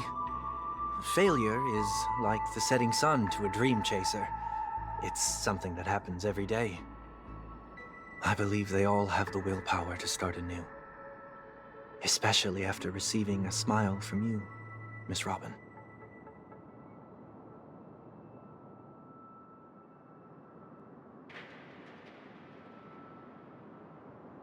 Are you saying that's not true?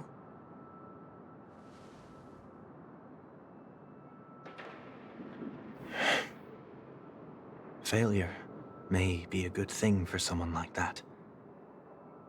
Being able to reflect on one's actions is a valuable quality to have.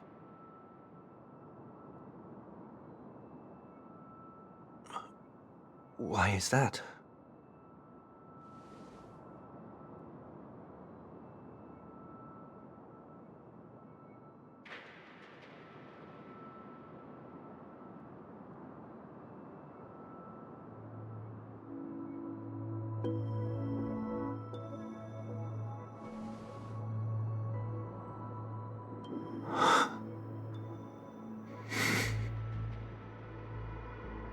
I hope so.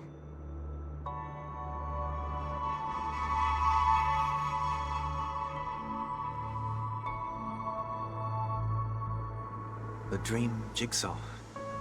I see. I'll do my best.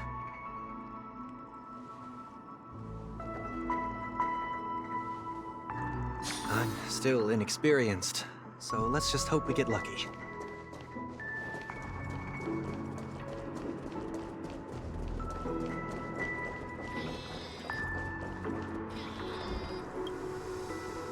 It seems we've been blessed with good fortune today.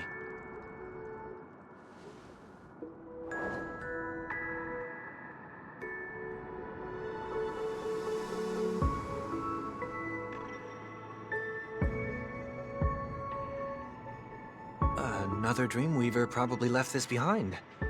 It's a habit for this profession. They hope to use these blessings as a foundation for the dreamscape.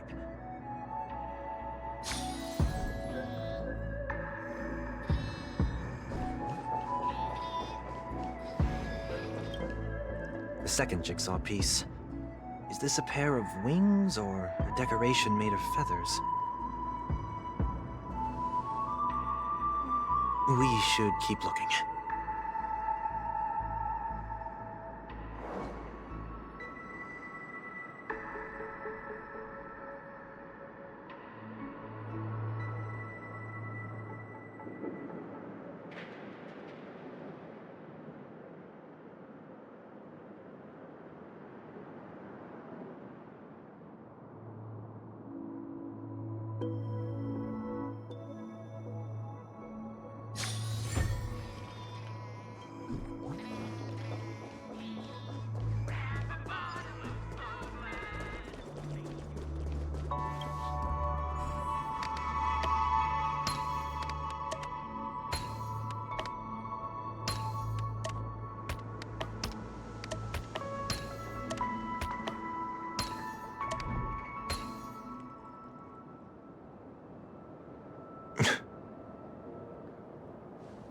It's done. Have a look.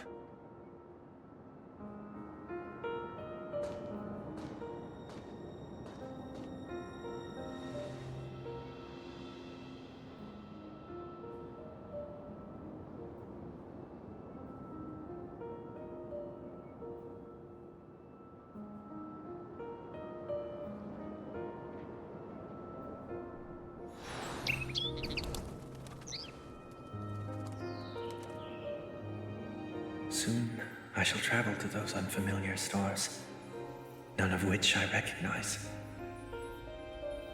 But as long as you continue to gaze upon them from here, then those unfamiliar stars will one day be the place of our reunion.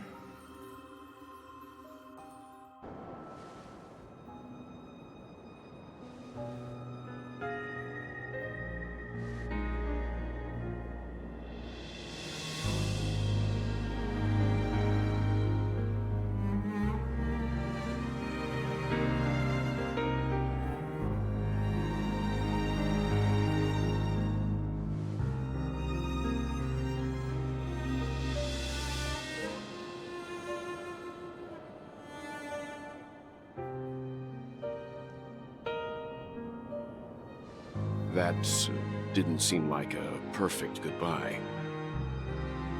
It's enough. I only meant to stay quietly by her side for a bit. Why did you do those unnecessary things? What things? Those 2 notes. If someone finds them, they can be used as evidence against her. So you can do whatever you want as many times as you want, but I can't.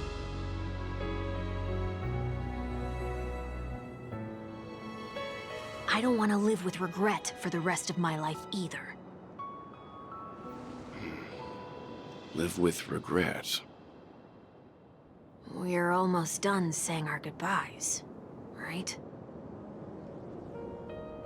Yes, we only have one last stop. But before we leave, I have a question I'd like to ask you, Mr. Yang. I'm curious. Why did you become a Nameless? Why the sudden interest? I always had a feeling that you would never give up on someone who needed help. After spending time with you, I'm even more convinced of this assessment. At this very moment, there are countless worlds above the sky still waiting for the arrival of the Astral Express. Yet you and your companions have chosen to stay here. All for an old friend you never knew, and a notorious fugitive. To trailblaze means to forge ahead. Yet, you stop and spend precious time on people just passing by. All the while you believe this is the natural course of action? That's not what I think at all. Besides, the Watchmaker also made a similar choice. And because of that, He bid farewell to the Express and never walked among the stars again in his lifetime. Not all journeys lead to the stars. Even if we leave the Express, some trailblazing paths will still continue. You can think of it this way. The title of Nameless doesn't belong to any one person. Each individual will have their own view of what it means to walk this path and will always try their best, no matter the situation. The goal of my trailblazing is not the unknown world, but every living being who exists under the stars. In my homeland, the name Welt means world. It suggests that each person is a world unto themselves, and that we harbor as many possibilities as the distant stars. The connections I gain on my journey are what is most precious to me. This is my way of the Trailblaze and the reason why I decided to stay here. Why me? Like I said before, I left my home in a hurry too. I know how you feel right now. I also know that a person will only be able to truly face themselves once they've decided to say goodbye to their past, the same way you're doing right here, right now. There was never a third person with us, was there? I told you he'd find out. I should have known nothing could escape your keen eyes. Since you already know 1 week's secret, there's no need for me to build up suspense. Let's go. We'll head straight for the finale and take our final bow in this farewell performance.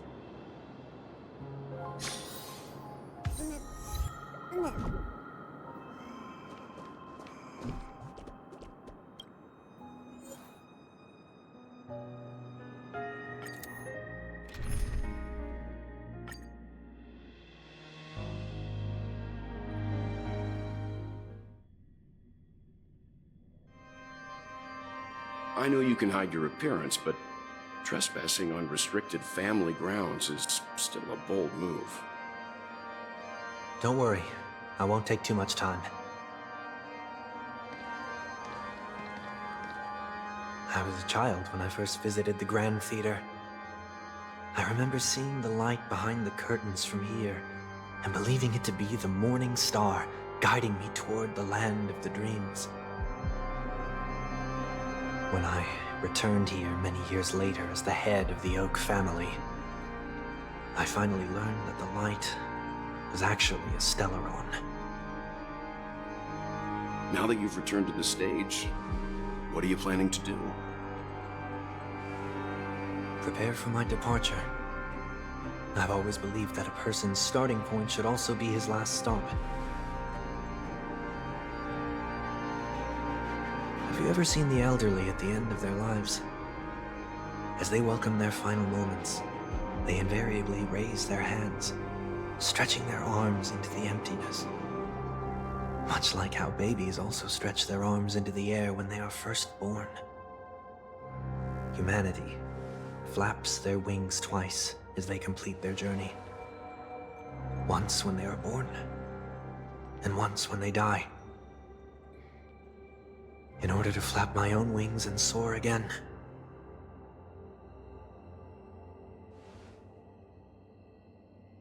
I will say goodbye, here, to the me of yesterday. I really hate this face. My expressions feel so dull and lifeless.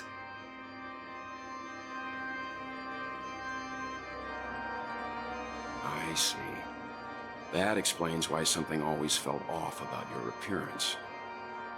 The halo above your head that symbolizes the harmony, it's been missing since the moment we reunited. It's true that this ring was bestowed upon our people by the heavens. But that doesn't mean it can't be thrown away. While I was in the gallery of thoughts, at the entrance of the dream, I chose to completely sever the halo from myself. Why? I am a fugitive, after all. I must remove any chance of being detected by the family. Another reason is to feel pain. A pain like falling from the sky with broken wings that can keep me awake. This is how I can cast aside all the blessings of the harmony and the order, and for the first time in my life, enter the sweet dream as an ordinary person. Is that also how Mr. 1 Week came into this world? No. You wouldn't believe the real story even if he told you. He was born from an accident. One that you're actually quite familiar with. It was that try not to laugh challenge. Quite embarrassing, to be honest. I was roaming around as an ordinary person when I unfortunately fell into that Pepeshi's trap. The prank that fragmented Miss Ting-Yun also divided my fragile self into two. Are you saying that he's a part of you? That's quite surprising given that you two look nothing alike. You could say he's another possibility of me. I too was once a child, with aspirations buried deep within. Over time, those childhood voices grew increasingly faint. Maybe if I had made a small change in my childhood, I would have turned out to be exactly like him. What a pity, failing to become a better version of yourself. So, my final farewell will be like that of Miss Ting-Yun. I will perform a tuning on myself and return to my complete form. And this also means that 1 week will vanish for good. That's why I said this was the last stop. Is there a possibility that you will be the one who disappears? No. This is a foregone conclusion. But who's to say there won't be any changes? Maybe deep down, I'm also anticipating this possibility. Regardless of the outcome, you will have a witness. I'll be waiting for you in the audience. Much appreciated.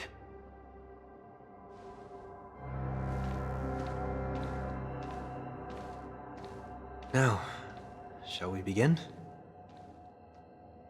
Anticipating this possibility, you've really changed. In the past, you wouldn't have tolerated any noise at all. I'm about to embark on an unknown journey, where it will be impossible to maintain my orderly life. I will have to navigate unexpected surprises, much like today. You're not ready at all, are you? I feel unsettled, maybe even scared. Ever since I left Penacony, I could no longer control everything. Don't flatter yourself. You can't control anything.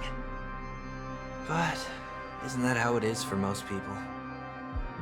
My fear of the unknown may be a weakness, but your presence has shown me that surprises aren't always bad. Meeting you has been a great help to me, and I'm glad to have discovered this side of myself.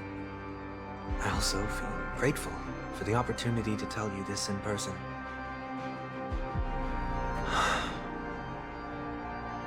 I truly dislike you.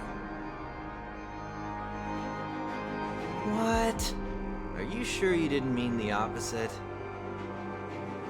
I must admit, many of your qualities strike a chord with me. There are times when I want to joke around, freely express my thoughts, or openly share my dislike of a person. Or my fondness. I want to tell her that I love all her songs. Then go for it, Sonny. You always talk about locking the bird in the cage, but you're the one who's trapped. Look at yourself. Besides discipline and hesitation, there's nothing else in your life. If you continue living like a slab of marble, you'll break into pieces when you fall. But I won't become like you. I simply can't. I dislike people who are frivolous. It makes me uncomfortable to even emulate them. If I fail, I will still uphold my principles, such as decorum and stateliness. As for the harmony, my stance remains the same. Whether it's you or the paths, if what I once doubted, or even opposed, becomes the force I must rely on in the future, then this time, my true heart will guide the tuning. I'll leave it to you. What is this? Leaving your fate entirely up to a coin flip? This isn't like you at all. Did you lose your mind after being run over by the Express? Or were you possessed by that IPC gambler? Failure is always the best teacher. To save more lives, you must first understand what they live for and what they die for. The best way to achieve this is through personal experience. You see? I'm already starting to make changes. Whether it's us merging or one of us disappearing, I'll leave the tuning to fate, and see if I can embrace all that I detest. Only then will I truly be able to walk among the living, in their world. But what if you can't do it? Well, that's out of my hands. It will just prove that I'm still the same person. The person who always disappoints his sister.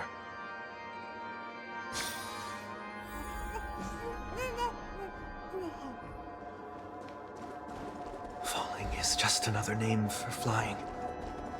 That's why I rejoice at my broken wings. Step into the mortal world to see how it truly is. Then, be born as a human and die as one.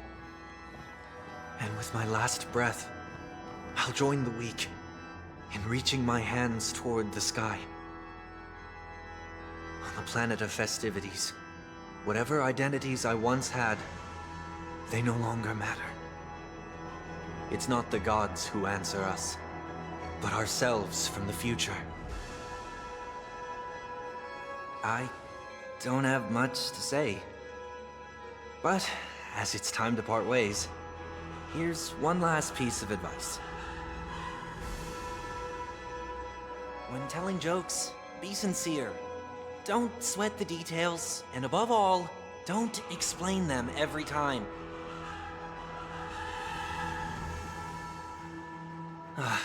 Never mind. Maybe it's better for you not to joke at all. No objections from me. This is so annoying. How did I become so dull?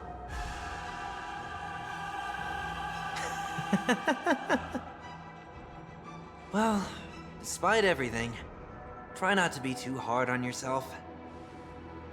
There will always be people who are sad.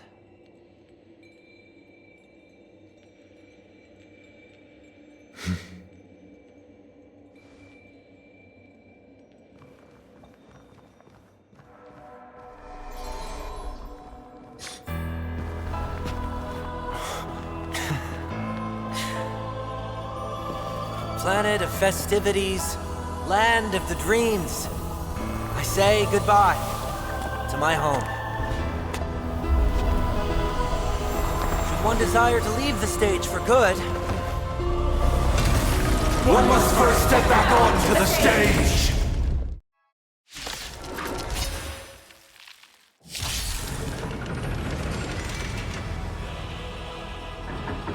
As expected, the trickiest thing is tuning yourself.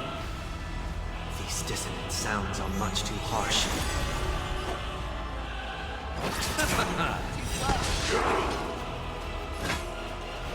Never hesitate! Easy, Numby. Liquidation! The market is unpriced. Investing in victory means playing the long game! I venture forth to hunt. Forever triumphant! Check, check, check. Victory is inevitable!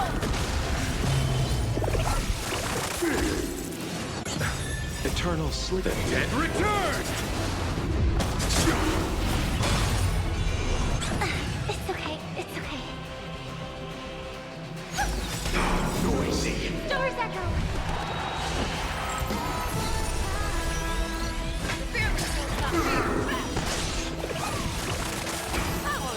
You chose the wrong one. Let the valuation begin. Go Nappy!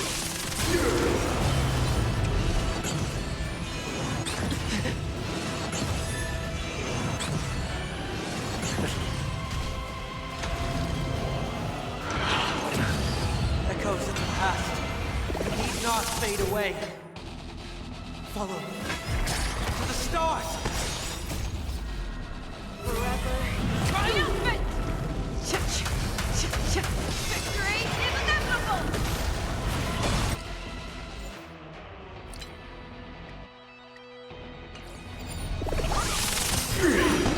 Easy, Numby. I'll see you off.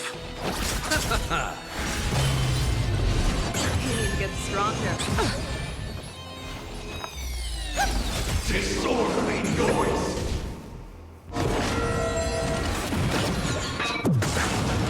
All things are part of the village! Receive divinity. Repay. Eternal step. Dead return!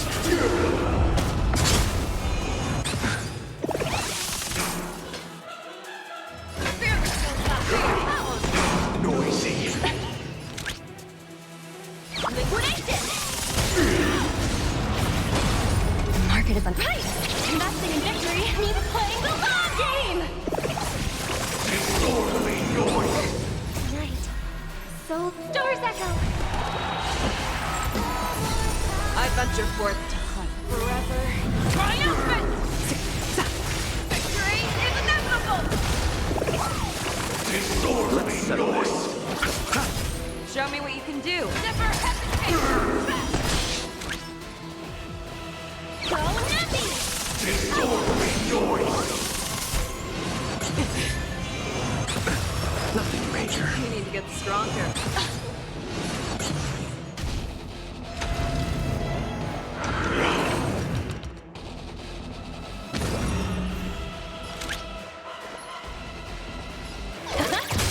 I'll see you off. The time has come. Let it be revealed. Is it inevitable for me?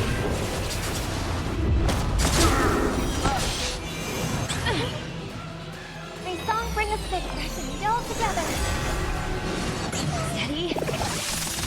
I venture forth to hunt.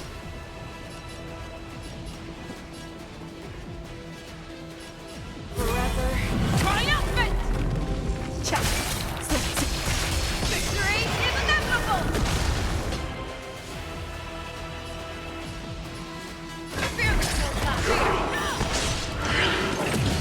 Uphold the true Then final. You chose the wrong enemy. I hope for an end to strife in the world. You need to get stronger. things are part of the melody! Wait for good tidings!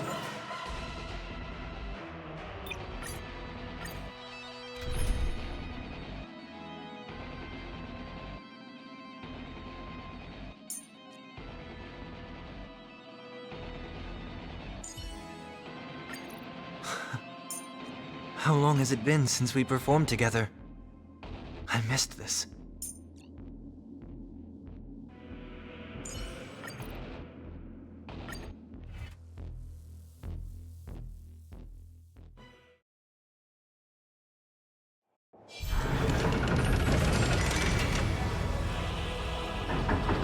As expected, the trickiest thing is tuning yourself. These dissonant sounds are much too harsh. Liquidation!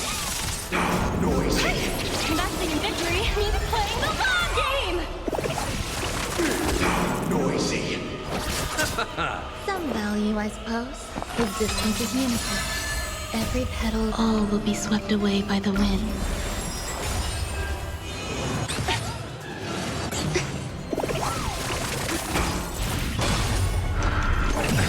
Echoes of the past. You need not fade away. Follow to the stars. Let the valuation go nothing! There's more to life. Why is everybody silent? The noise is fading. Low risk, high reward. Liquidation!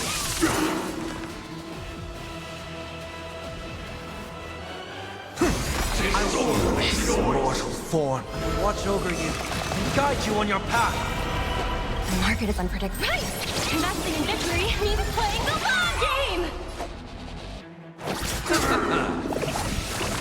Disorderly noise. Steady. Nothing major. V-très! Disorderly noise. Serenity is before me. Go nothing! Disorderly noise.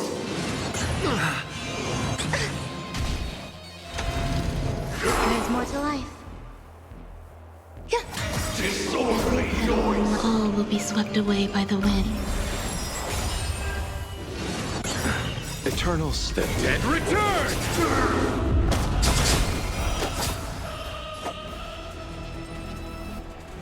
Disorderly noise. Nothing major to a dream. Easy, Numby. Liquidation!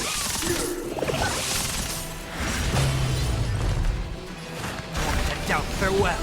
Let the valuation go nothing! Market is unpriced! Investing in victory means playing the long game!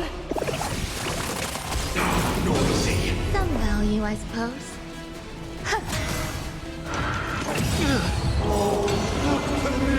This will watch over you and guide you on your path. Liquidation! Seek and you shall receive. Serenity is before me. Go nothing! Disorderly noise. There's more to life. Existence is unity.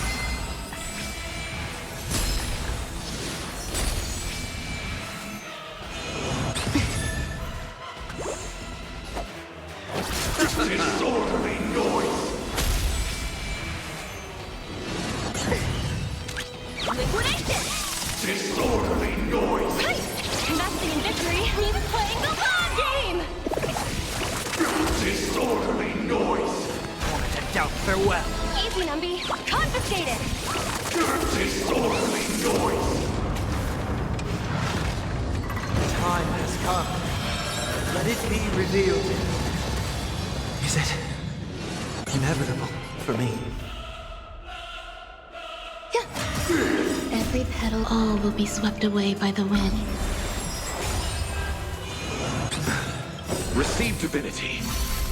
Eternal step. Dead return.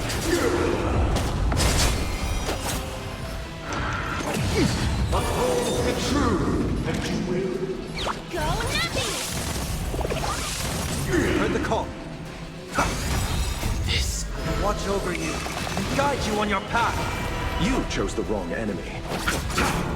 There's more to life. All things are part of the destiny. Eternal prayer. The market is unpredictable. Right! Investing in victory means playing the long game!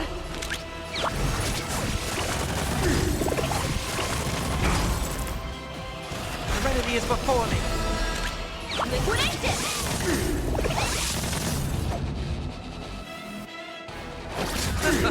Some value, eternal. Stay away! Final Eternal sleep. This. Dead return. Noisy. And doubt farewell. This.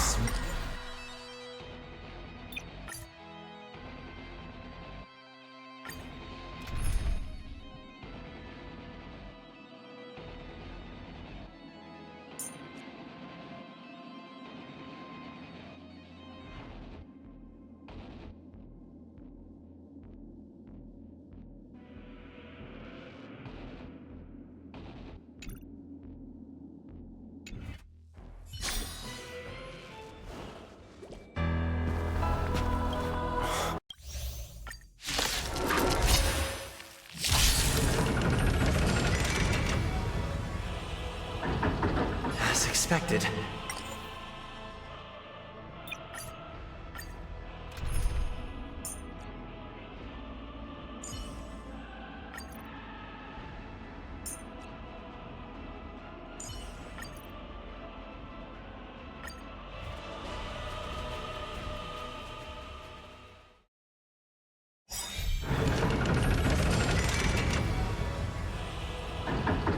As expected. The trickiest thing is tuning yourself. These dissonant sounds are much too harsh. Disorderly noise! Existence is unity. Every petal all will be swept away by the wind. Enjoying yourself? Enjoying yourself? Echoes of the past. You need not fade away. Follow me. To the stars! Follow my charge. Here is thunder!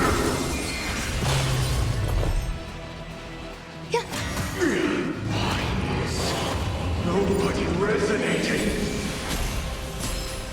All things are part of the melody! Is that it?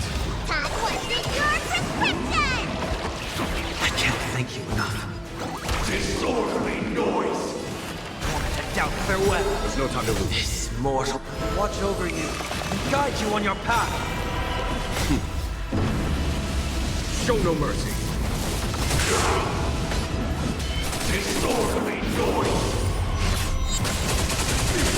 Noisy! Enjoy eternal peace!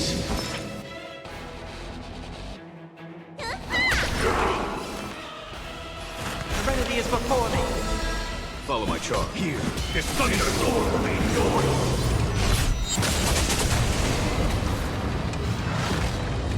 Time has come. Let it be revealed. Is it inevitable for me? Eternal. Every petal all will be swept away by the wind. Let me tend your wounds.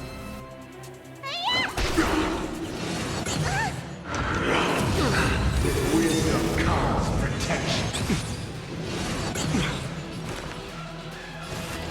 Doubt farewell. Conflict is bitterness.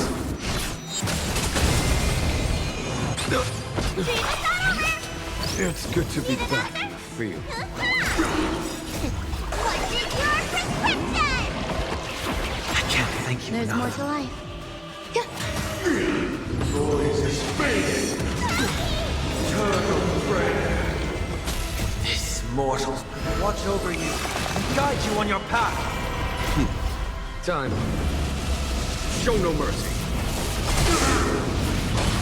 I'll overcome the thorns. Serenity is before me. There's no time to lose. Here is thunder. Disorderly noise. Let me tend your wounds.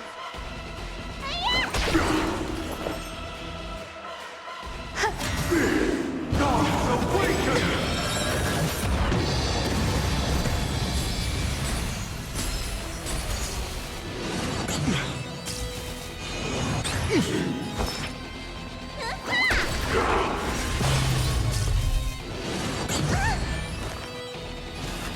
Doubt farewell. Follow my charge. This mortal. Watch over you and guide you on your path. Conflict is bitterness. Show no mercy. Disorderly noise.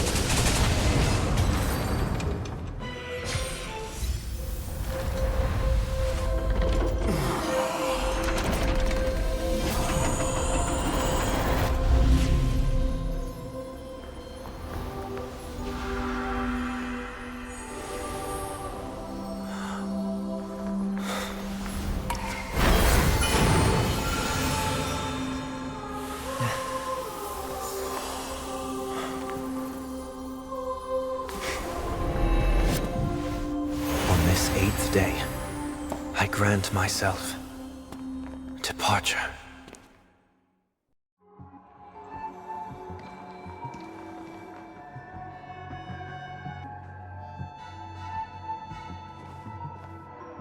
Well, how should I address you now? Mr. Sunday or Mr. 1 Week? Whichever you prefer. He's probably mocking me from inside right now. Thank you for accompanying me through all this, Mr. Yang. This farewell journey has come to an end. What are your plans after leaving Penacony? At this point, there's no need to hide things from you. I believe there's more to the incident involving the Stellaron on Penacony. Are you suggesting that the Dream Master wasn't the one controlling the Stellaron? Don't worry. The Oak family was indeed behind seizing the Stellaron, and resurrecting the fallen Eon during the Charmony Festival, and you've already defeated them. But Mr. Gopher Wood once told me that all the Order's efforts were aimed at avoiding the same mistakes that the Harmony made. My guess is that the family from the Montour system must be involved. Unfortunately, too much time has passed to verify that. Penacony is just a small territory, and even the family heads with their authority cannot enter the sacred site of the Harmony and inquire about the true will of the Great One. In the worst-case scenario, if Shipei turned a blind eye, how could the strong defending the weak hold up? Mr. Yang, I just want to tell you this. The Harmony has more than one side. They can be the most steadfast ally of the Astral Express, or the most fearsome enemy. Well, thank you for being honest with me. The efforts of the crew on Penacony were driven by the same concern. After all this, the Harmony and the Preservation will keep the situation on the planet of festivities in balance. With the momentum from the Trailblaze, more forces will arrive and Penacony will become a public space in the cosmos. Freedom is the only answer the Nameless can offer. I'm glad that Penacony needs it. You and I both strive for a peaceful society, even if our reasons are different. And you've gone even further than I have. If not for our paths, perhaps you and I wouldn't be in opposition. Don't sell yourself short. We're not fundamentally opposed. Otherwise, you wouldn't have shown me mercy in front of the Dream Master. This shared journey is my way of repaying you. After all, you are one of my trailblazing goals.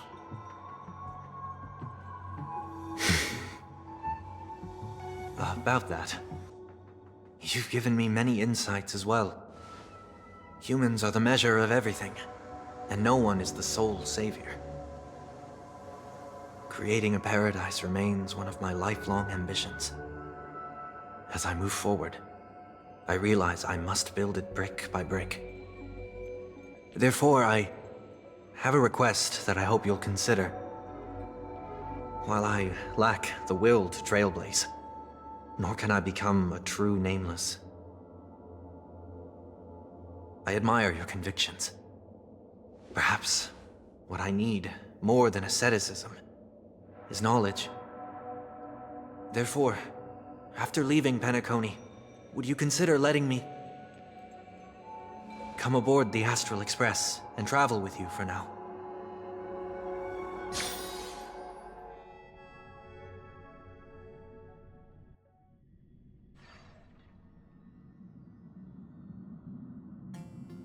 So this is why I brought him here. Mr. Sunday wants to join us on the Express. Of course, I can't make that decision alone.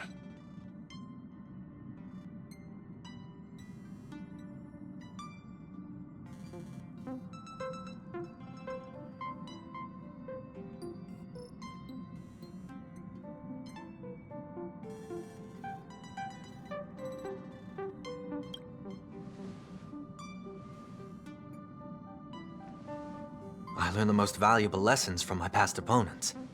Please, say whatever's on your mind.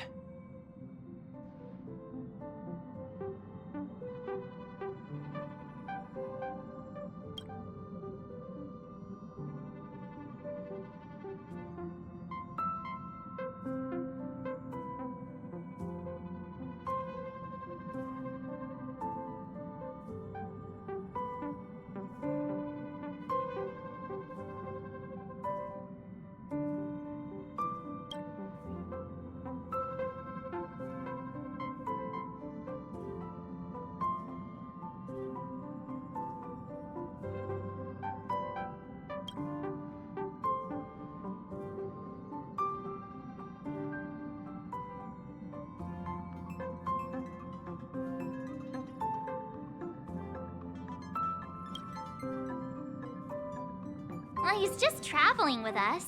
Not an actual member of the Express crew yet. Your newbie status is untouchable. Thank you all for your forgiveness. Perhaps I'll find the answer I'm looking for on this journey. And when that day comes, it'll be farewell. Until then, rest assured that I will do my best to fulfill my duty as your companion.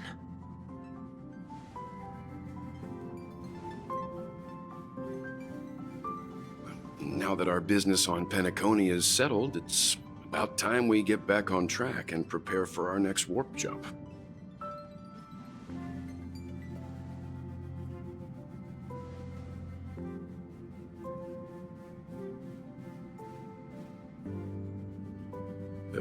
Try?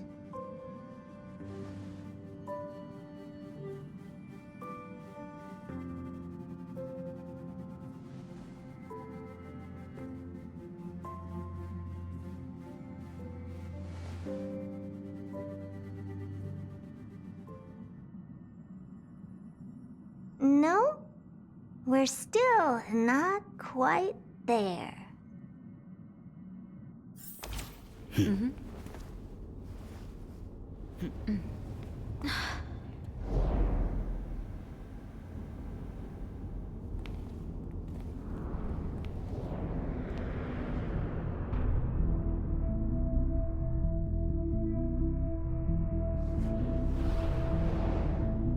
Indeed, this is only a minor ripple that no one will ever notice. So, you must also understand, for a genius, the importance of asking questions outweighs the importance of the answers themselves. So-called magic has its own set of principles. There are no mysteries in this universe that cannot be solved. So,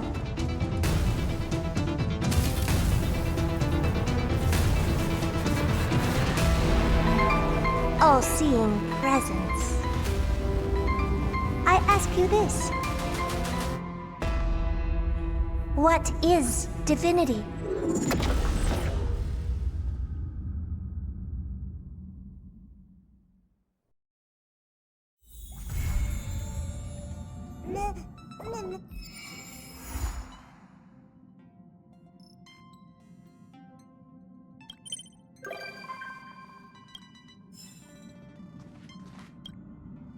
The feeling of relaxation is so nice. Ever since I stepped into the spotlight, I have especially treasured peaceful moments like this. Thank you. I hope the next time I come, I won't disturb anyone. From this angle, I can see a brilliant river of stars. It's mesmerizing. When I was younger, I didn't know what weariness was. Even at night, I was restless. I'd always drag my breath whenever that happened. My brother would hum a lullaby for me. Halfway through the song, I would already be asleep. Days of youth are fleeting. But those shining memories are gifts of growing up, and they deserve to be treasured forever.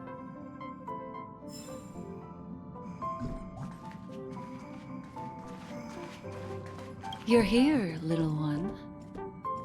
I saw some memory fragments drifting outside the window, and I intend to salvage them. These memory fragments are as fine as dust and can't form memory bubbles.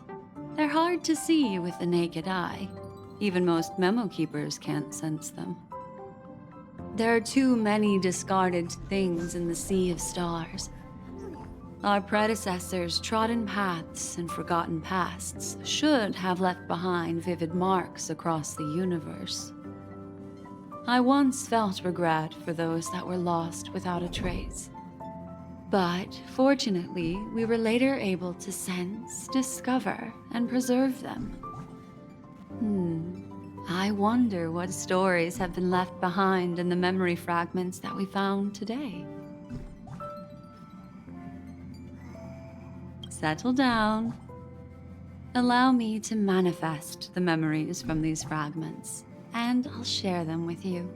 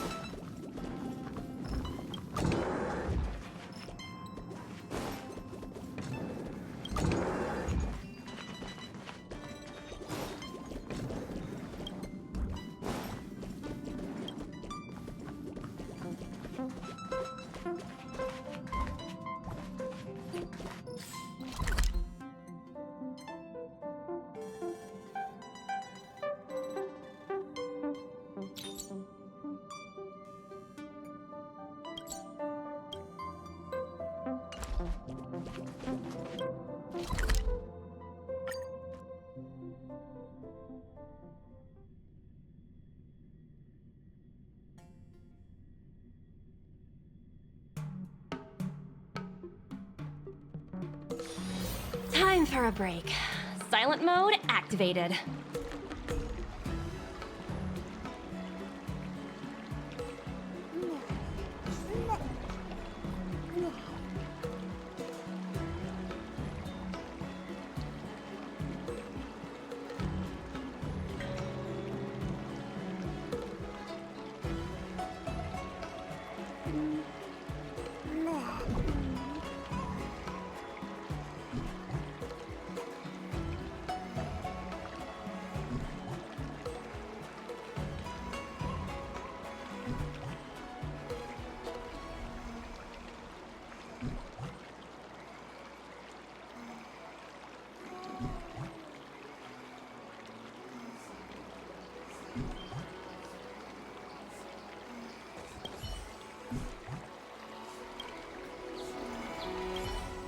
Master Yenqing, Master Yunli, your teaching rocks!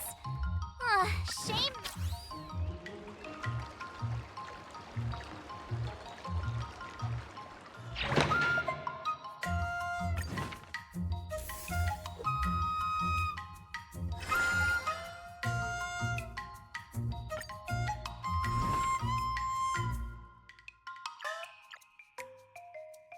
Another step closer to star-crazing glass greatsword.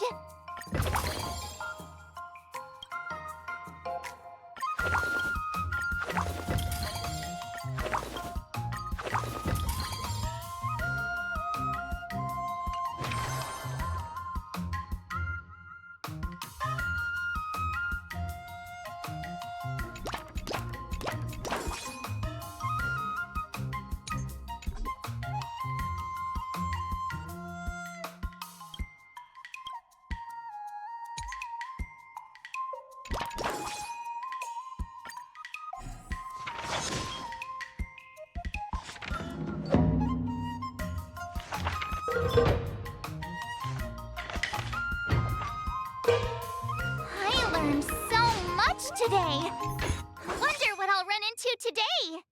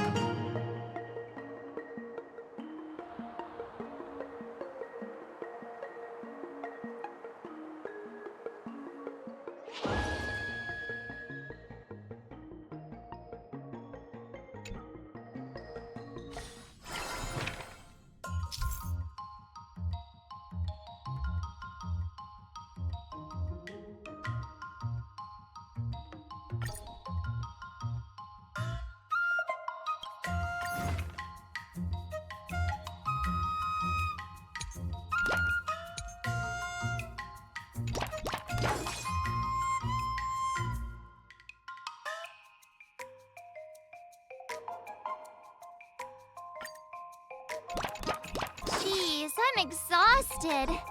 I think today should be a rest day.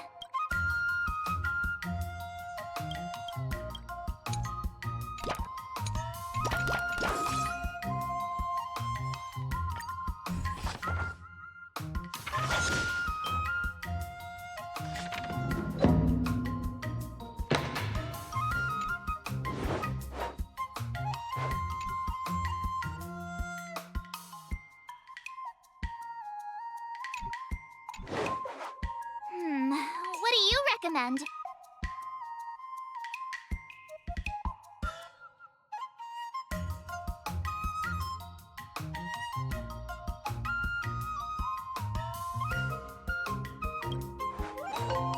I'm not sure.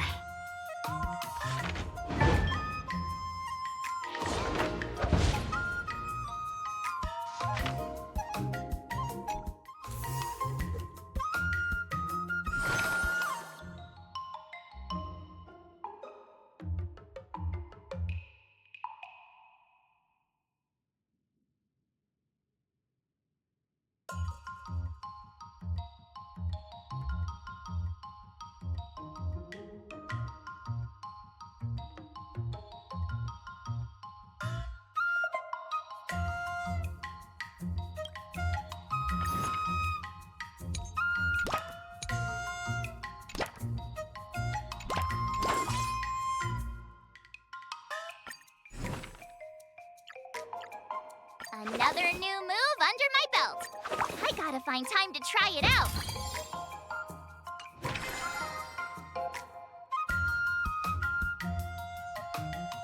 Let's do this!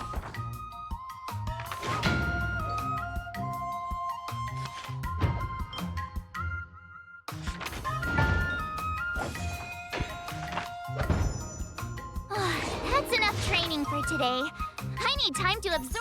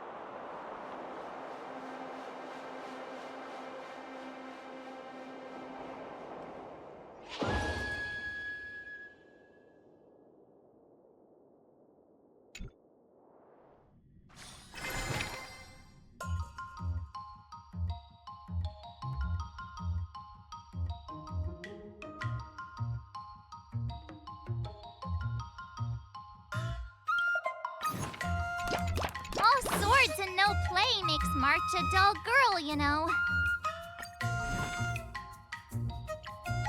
But did I really just learn?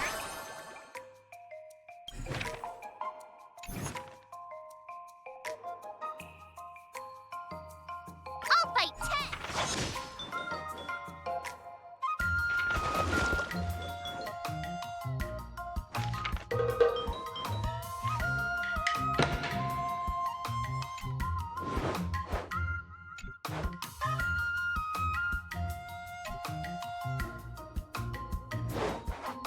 How should I go about this? Huh?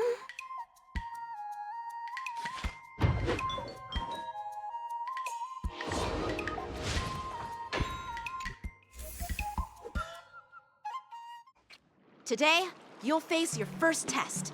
It's all about the basics. According to the schedule, there's a test today, right?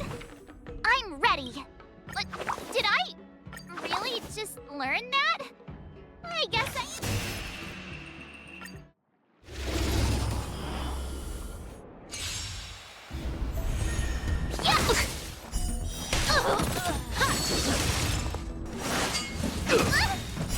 Azure Dragon, White Tiger, less cards! Watch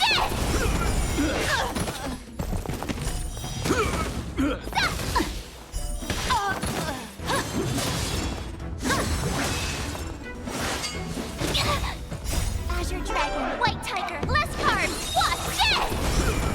Oh, I get it!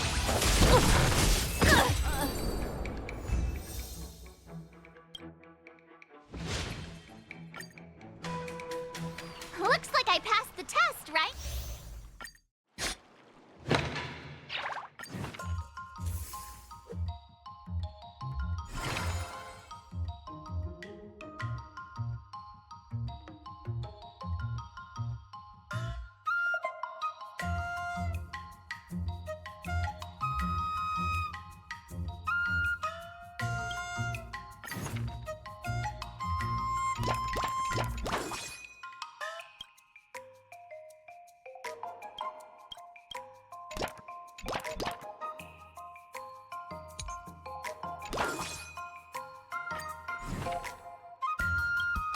Another new move under my belt.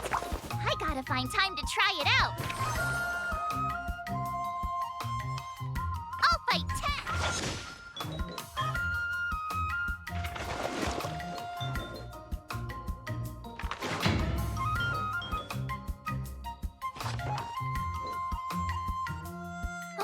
That's enough training for today.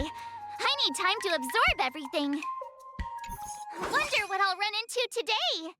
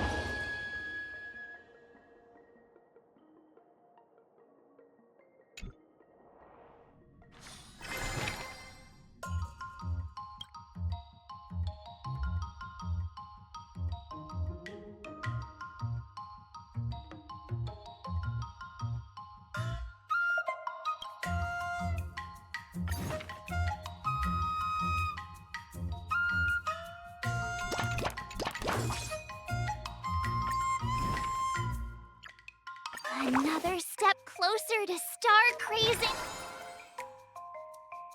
Let's do this!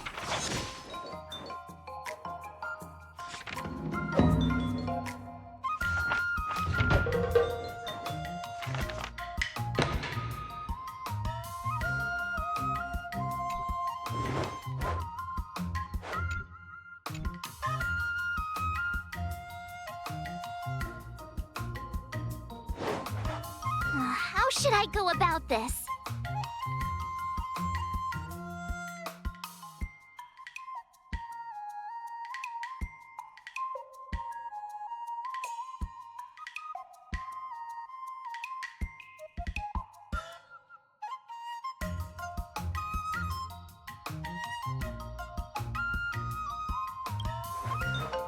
No.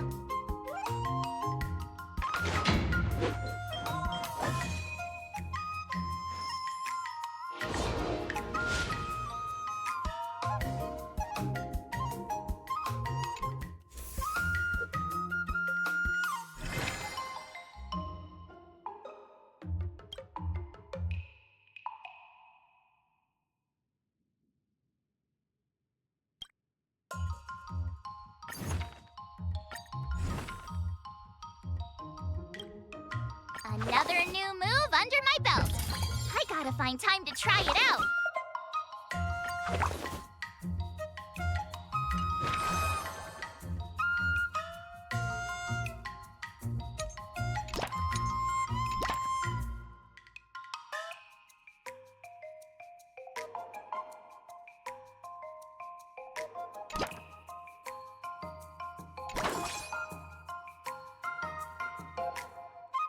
I'll fight 10.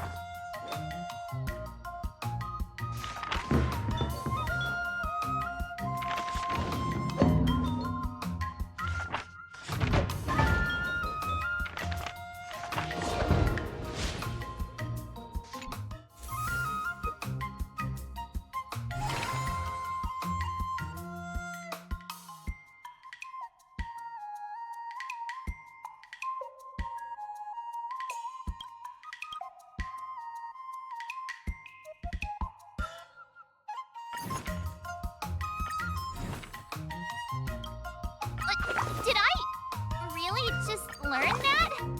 I guess I am pretty awesome after all.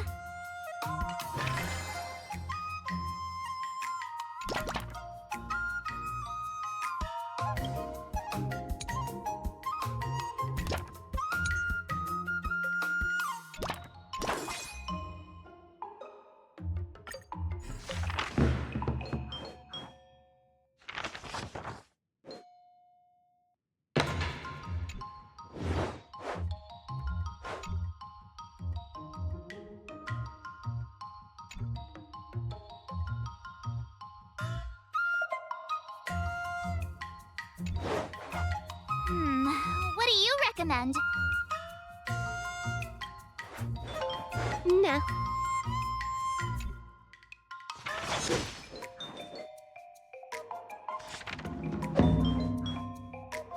I learned so much today.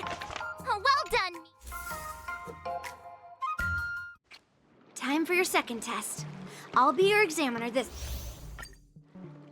According to the schedule, there's a test today, right? I'm ready. Another step closer to star-crazing glass greatsword.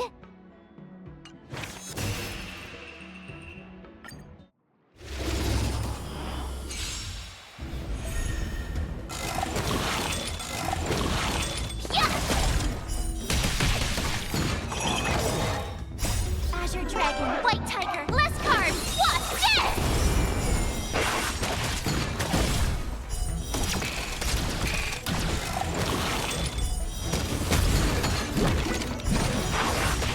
Now watch this! Lower your weapon. Yeah! Azure Dragon, White Tiger, less carbs, watch this!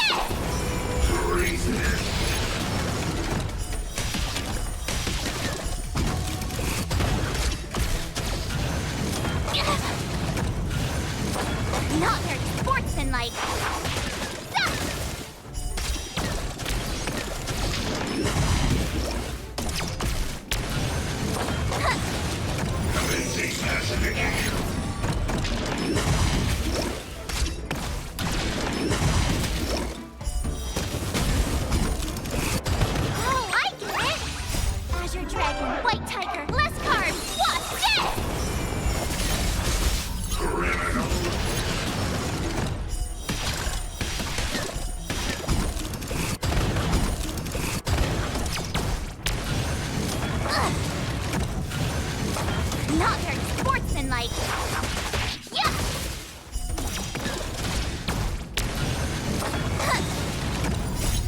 dragon, white tiger, less carbs. Watch this!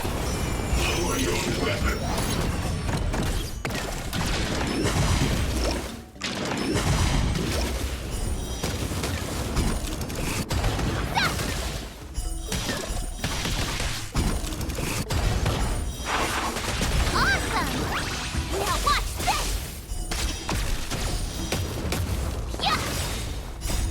Dragon, white tiger, less carbs. Watch this!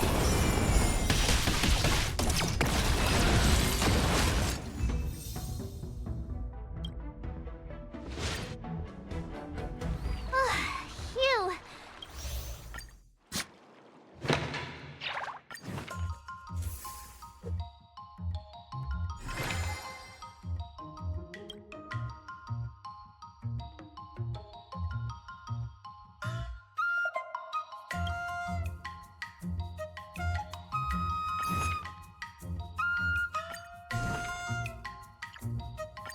Did I really just learn that?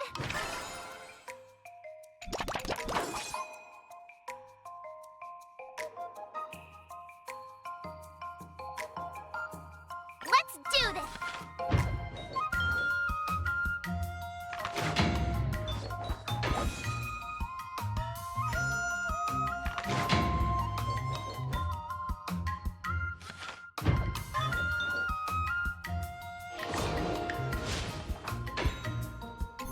Wonder what I'll run into today!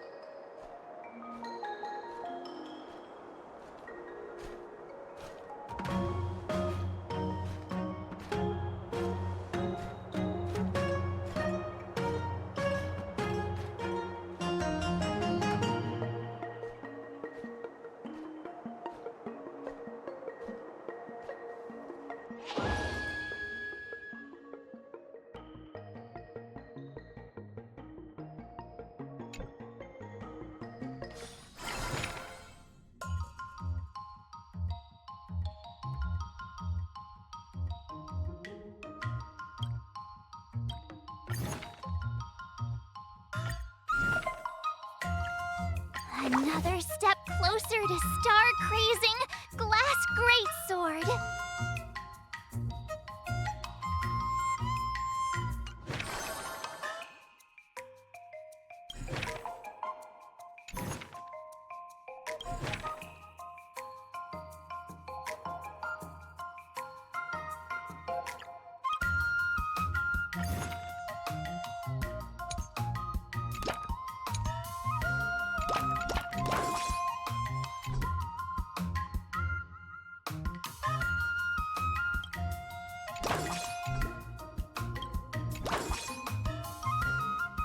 Let's do this!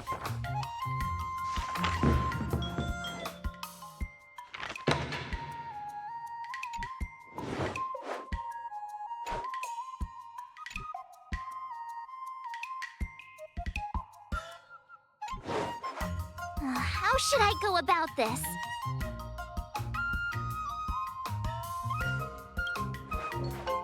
No.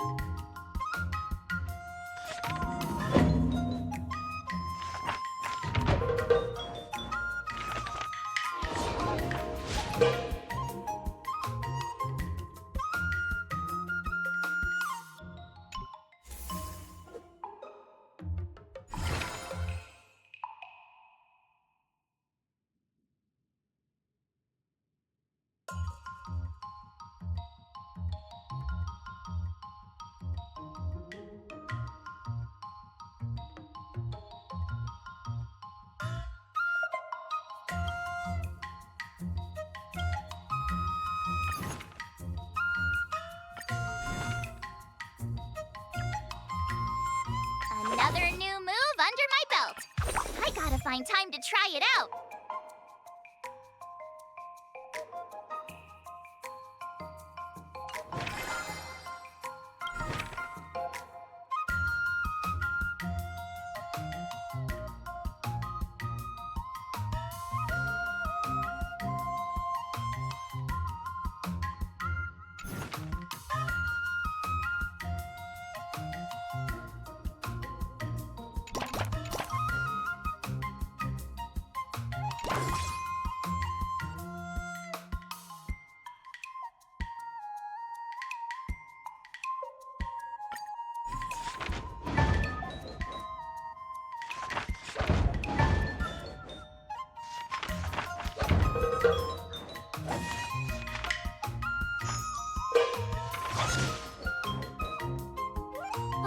That's enough training for today.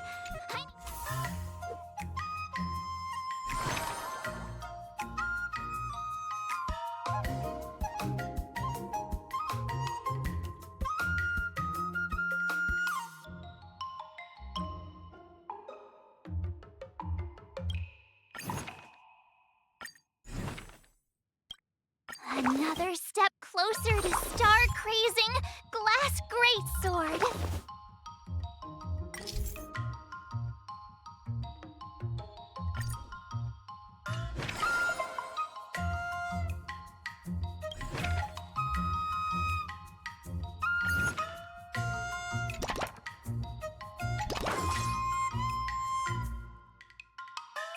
I'll fight 10!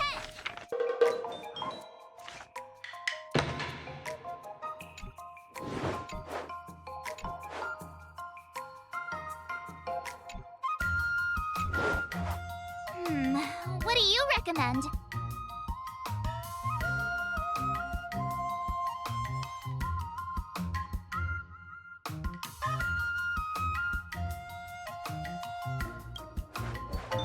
Sounds interesting.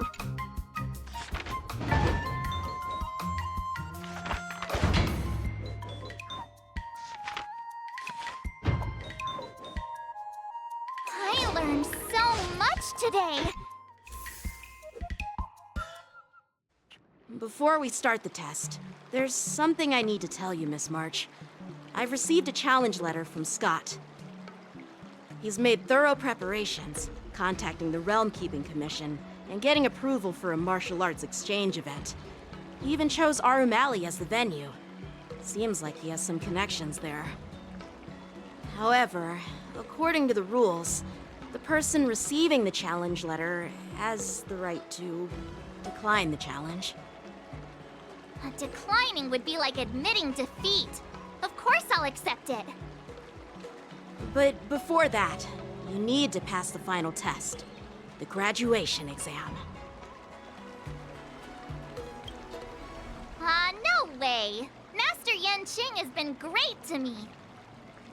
Well, it's not really graduation. It's just that the opponent for this exam is your master, Yanqing. When General Jing Yuan was teaching me swordplay, he used to personally spar with me during crucial moments to assess my skills.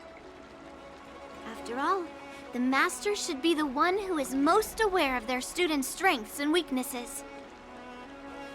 But, Master Yanqing, facing you in a duel, do I really stand a chance? How will we ever find out if you don't even try? Are you only scared because I'm your opponent, Miss March? Unsheath your swords and get ready, Miss March. The duel starts now! The final test. I'm a little nervous. Oh, come on, March 7th. You got this!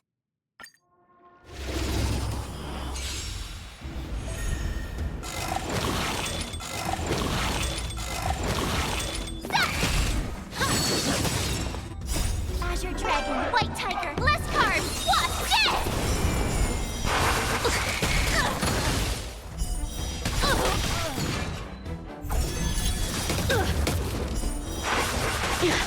Now watch this!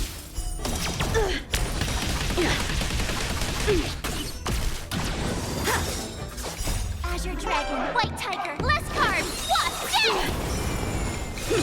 You're all in on it!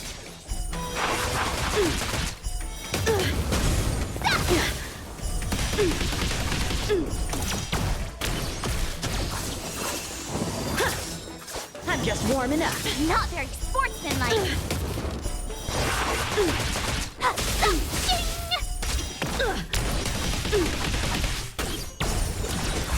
Exhilarating. Sword, heed me. Azure Dragon, White Tiger, less carbs, wasp, dead!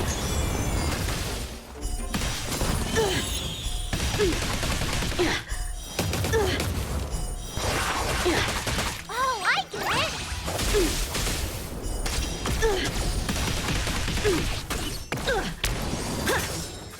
Punish evil!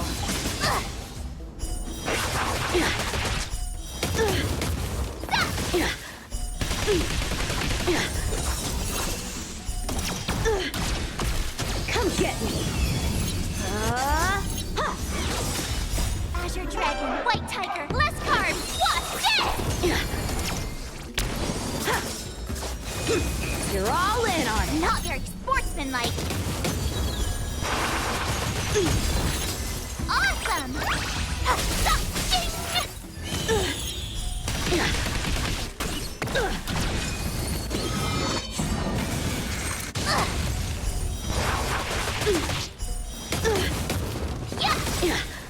Azure Dragon, White Tiger, less carbs, wasp, dead!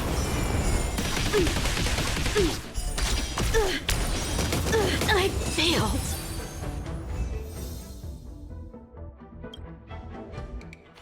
Not bad. You've made it this far, Miss March. You've passed the exam. Oh! Ha! I told you compliments make me better. With your swordplay skills, you can effortlessly take down IPC Max, March. Yeah, I'm pretty confident too. But looking back, haven't you learned something more important than just swordplay? Yeah, I've not only learned swordplay from masters, but I've also met a bunch of people and gained a lot of insights from my experiences. Those experiences will nourish your sword skills. It's just like Master Yunli said. Everything can be a sword, and there are endless possibilities for learning swordplay in the vast world. That actually makes sense. Now, I'd love to hear your suggestions on how to defeat Scott.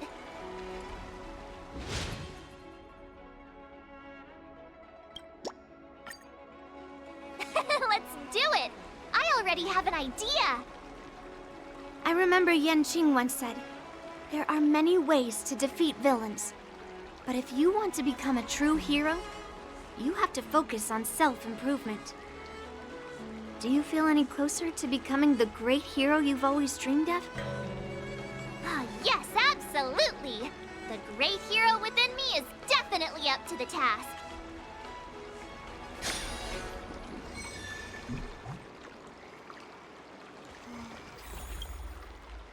I'm going up against Scott soon. I'm so nervous. Nervous about what? Dealing with a few IPC minions is just a walk in the park. But Scott will definitely use the IPC's mechs. There's no way I can take them down with just a couple of swords, right?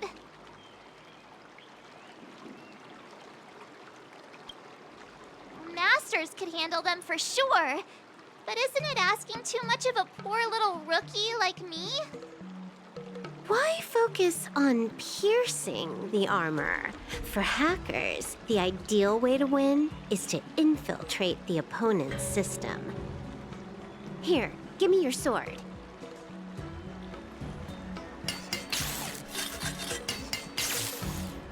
All right, you've been enhanced. Go for it. You'll understand once the duel begins.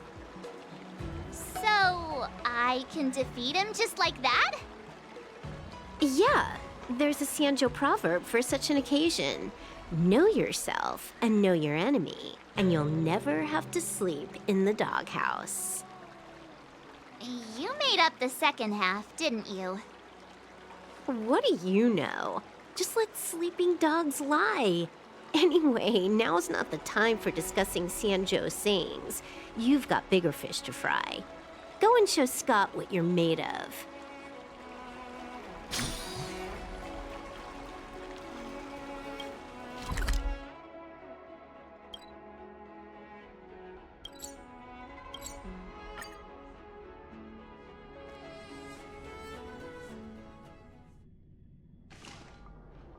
March 7th, you're late. Here I was, thinking you were too chicken to show your face. I was thinking I might have to track you down and settle the score. Too chicken? I was giving you the chance to back out. But you're actually insulting me now. You cheeky...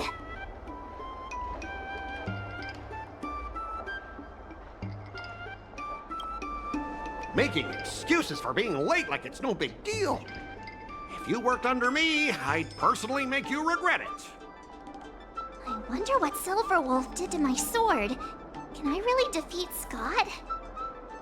Don't worry, dear Miss March. Rest assured, we will win.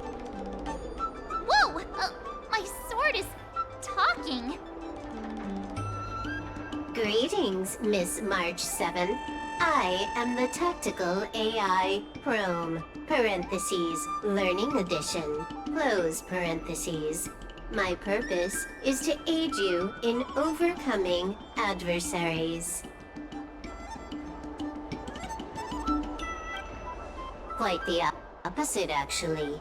When Silverwolf installed me into your sword, her terrible welding skills reduced the sword's impact resistance by 12%.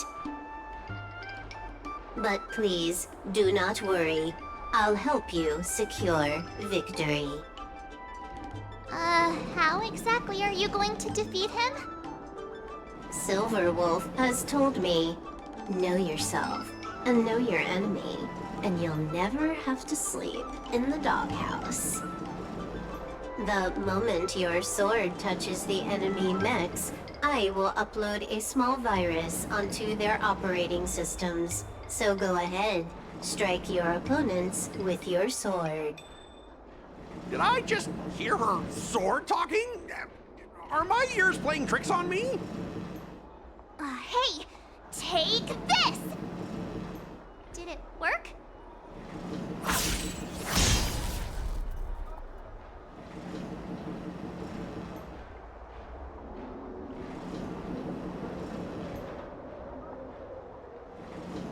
Operating system rebooting.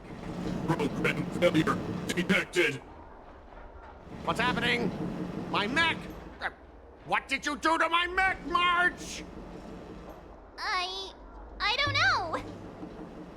Higher authority command recognized. Entering combat mode. Now it is time to fight, dear Miss March.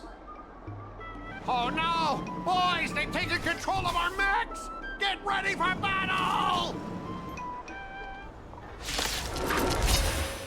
Miss March, I'm begging you! These mechs are cheap! Please don't break them! Sure thing. Provided you do not fight back, the mechs will remain undamaged. This cyber swordplay is amazing!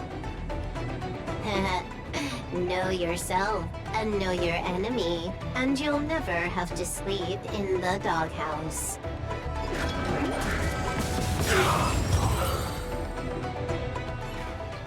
Specialist Scott, they're controlling our mechs. There's no way we can defeat them. Ha! If we fought fair and square, you might call this a sparring session. But March 7th, your actions today have blatantly crossed the last line of the law. You injected a virus into the IPC mechs and took control.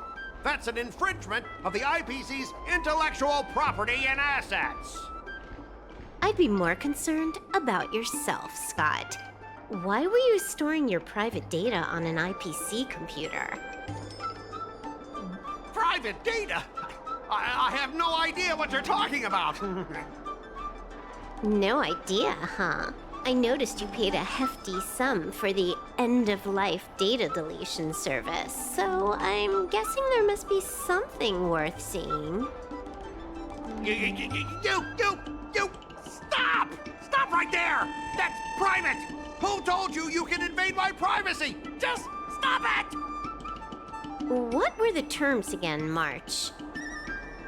Scott, you need to immediately apologize to the owner of the Sleepless Earl. You'll need to shout, IPC mechs are a total joke, and print that on every mech on your transport ship. Oh yeah, almost forgot. You have to squeal like a pig. That's pretty much the same as barking like a dog, right? He's already barked like a dog. Players are bored of it. Let's come up with something new. How about singing the Soul Glad jingle, but with a pig squeal? Oops, I meant all of us. Sometimes I get carried away playing games. Just a slip of the tongue. Fine, you've got me. I want to apologize to the owner of the Sleepless Earl. It's my fault for causing trouble and making a scene on purpose. And then, just wait a second. Oh, how did that stupid song go? Oh, right.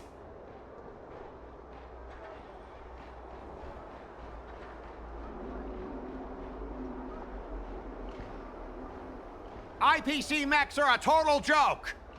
Oink, oink, oink, oink, oink, oink, oink. Oink, oink, oink, oink, oink. Oink, oink, oink, oink, oink, oink, oink. Oink, oink, oink, oink, oink. He actually sang it twice. Talk about being committed to providing a service. Specialist Scott, I found something. This woman, she's a Stellaron hunter. What? No wonder she was able to effortlessly hack into our systems. Oops, you caught me. Since my cover's blown, it looks like I'll have to resort to social obliteration to keep you quiet. The overbearing mech falls in love with me? Romance of the inorganic empire? Wow, your taste in entertainment is really unique. I'm sorry, I'll be on my way. But boss, why don't we take this chance to catch her and claim the reward? Why? Because if you don't leave now, you'll be socially obliterated too! Hold on a sec. Before you leave, let me give you a piece of advice. What? You should have faith in cloud technology. You just don't get it! Humanity will never feel secure by putting all their faith in an ever-changing network!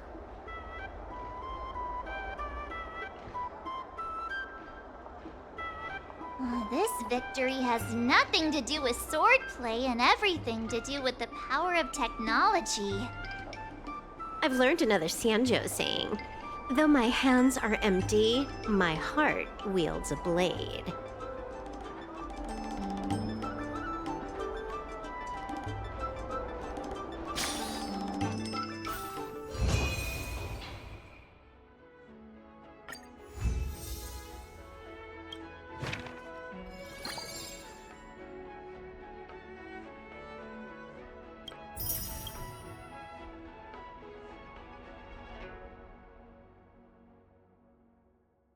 I kinda want a milk tea. Let's go get one after training.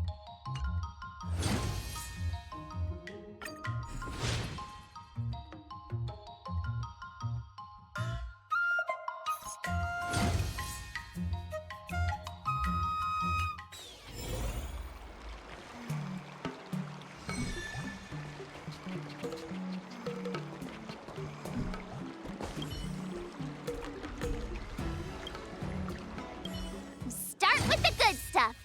Compliments make me better, so...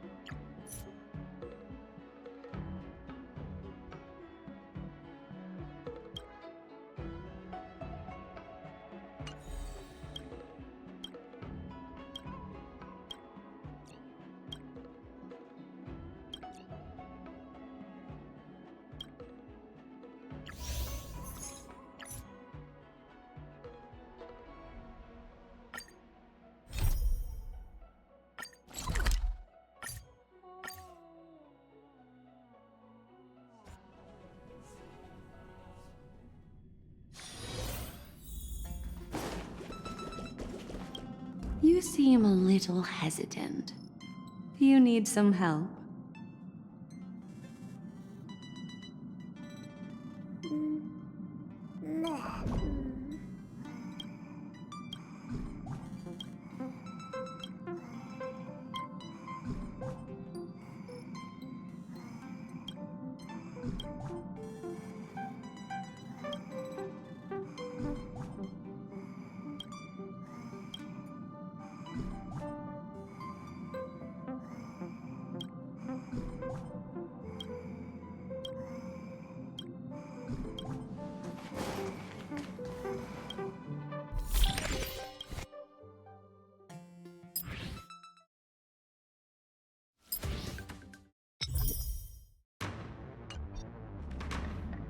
The stars are numerous, and yet widely scattered.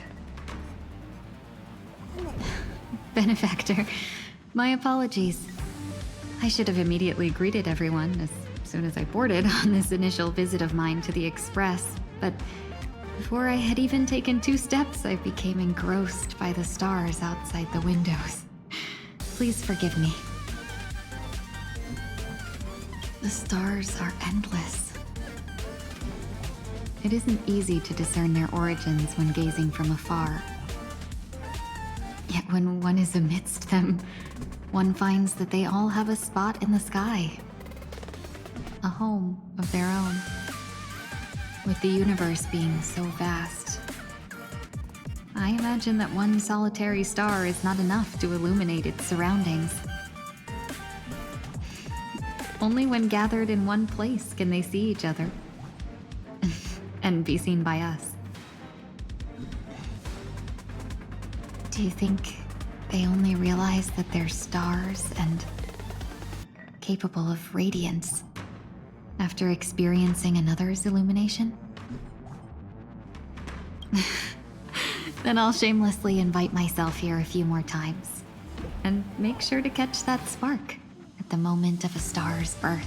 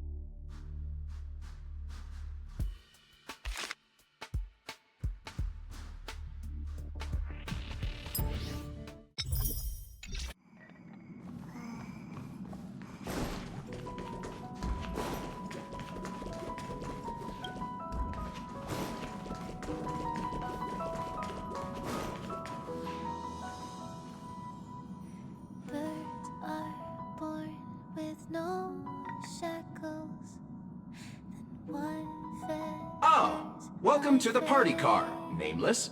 Would you like to have a drink, a snack, or commence party time?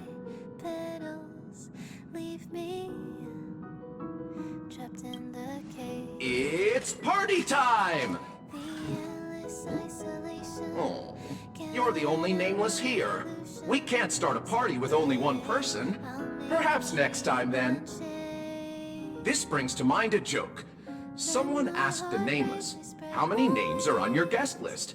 The Nameless shrugged and said, "None. They were all nameless." I hope you enjoy your time in the party car, dear Nameless. We may not be able to get a party started right now, but please feel free to relax and unwind here. This used to be called the meeting car, until my previous master came along thinking they wouldn't need an entire car for meetings among just a handful of Nameless. That's when my previous master made the decision to rename it the party car.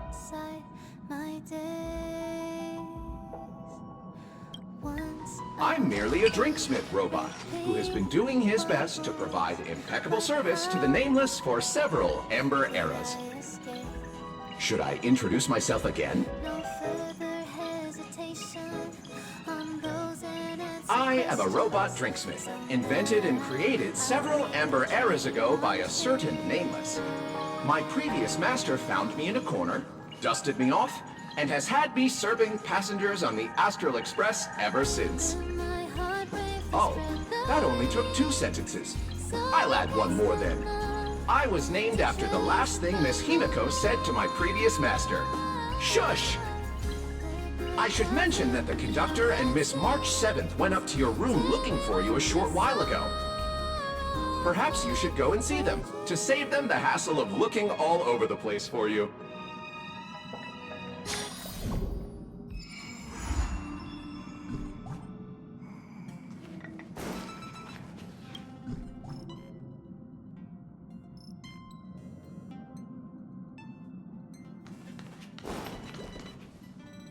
You are! Pom-Pom has been looking for you all day! Are you daydreaming? This is your room, silly!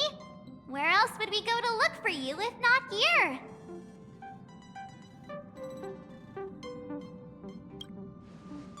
Hey, are you sure? Maybe a couple of punches will help to jog your memory. Aww, looking at this mess reminds Pom-Pom of the time when they first joined the Nameless.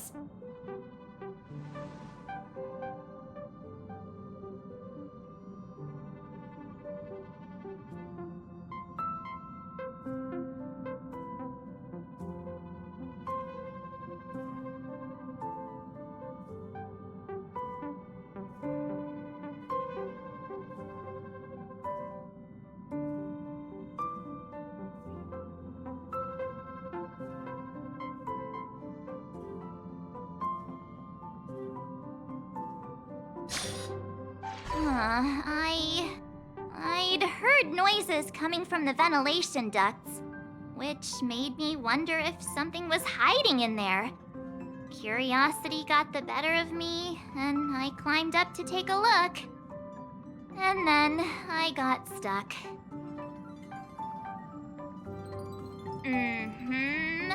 I found somebody else stuck in the ducts. Him.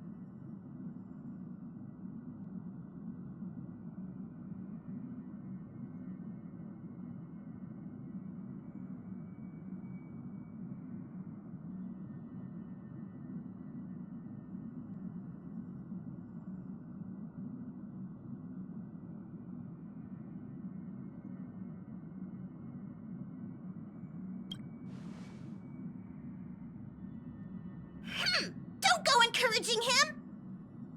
All right. Today's a happy day, so Pom-Pom won't spoil it with lectures. I've gathered everyone here today because I have an announcement to make. It was terribly remiss of the conductor to have left him without a room of his own on the express. He seems pretty happy with the current arrangement, though. Go on, Himiko. Ask the golden question.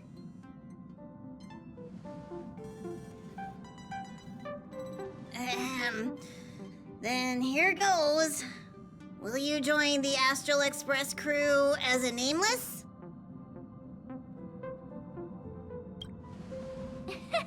Not so easy. You can't call yourself a nameless until you've cleared the 18 Sentinels Mr. Yang trial. Which reminds me, March hasn't cleared it yet either. I'll set it up a little later. Tomorrow afternoon, you can be the first one to give it a shot. Oh, please don't.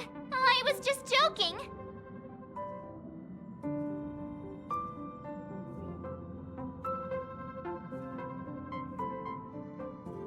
Exploring the far corners of the universe will seem more exciting than just looking out for yourself. You'll step out of your comfort zone to set forth on adventures into uncharted territories.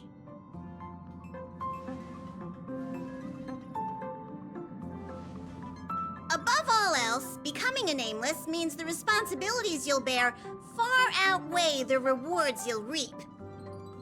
Now that you know all of this, do you still wish to become a nameless? Aw, yay! I'm sure we'll be the bestest trailblazing buddies. Since he has made his decision, let's gather around and formally welcome the Astral Express crew's newest member!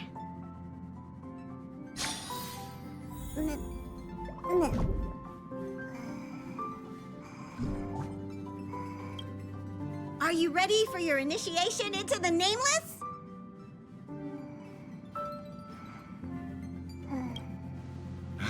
You youngsters are so full of energy. I'm jealous. Let's recite the Trailblazer Creed. Now, Please repeat after Pom Pom.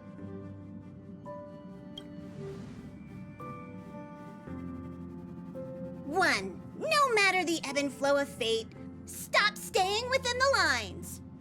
Two, even in the face of tempestuous seas, we always align. Three, even if we don't gain the upper hand, we'll fight for right. Four, even if forgotten by the world, never care a rap for hindsight. Five, no matter how bleak the cosmos may get, let us light the night. Six, even when there are wheels within wheels, go ahead. May this journey lead us starward. This is kinda cringy. You think we can drop this part of the initiation next time? Hey, March 7th, don't ruin the moment. Ahem, you are now officially a Nameless. Welcome to the crew. All right, let's get back on track. Now that you're a Nameless on the Astral Express, it's only right that you have a room of your own. That's right. Pom Pom is so glad that he finally has a place of his own. It's just that the current Express has far fewer cars compared to the past. The passenger cabin only has 4 rooms. Well, 3, technically, since Dan Heng has been sleeping in the archives.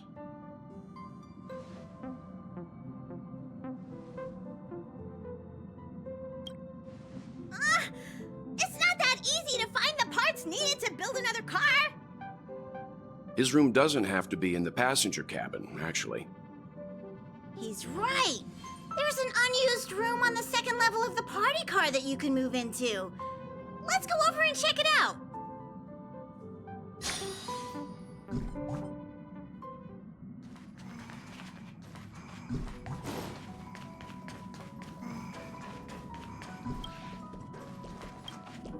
Ah, you're back.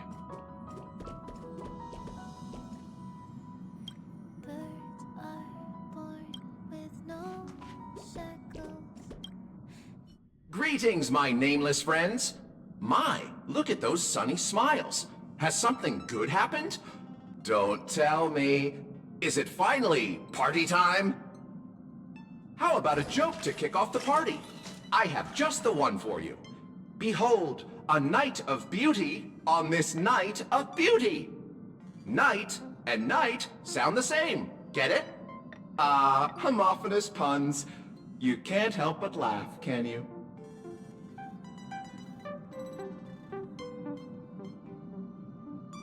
Warning!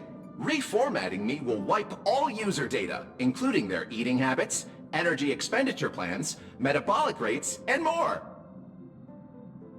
Mishandling during the reformatting process may also lead to serious consequences, including but not limited to disruption of the life support system and derailment of the Express. The loss of dietary data may even result in a new subsystellaron disaster.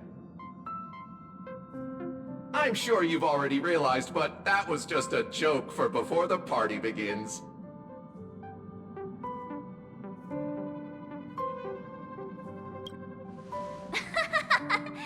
Keep the dad jokes coming. Perhaps another time when I'm not here. Jokes like this make my head hurt, to put it mildly. All this excitement really takes Pom Pom back to the old days, when this car was still known as the meeting car. The passengers would gather here and eagerly debate over their next destination.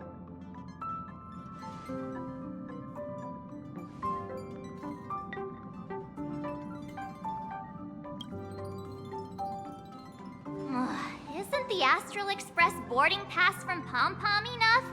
You already have the biggest room on the Express, so just be happy with what you've got.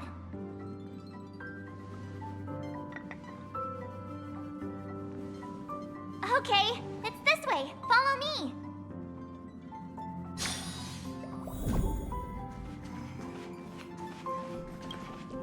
Ta-da! We're here! See?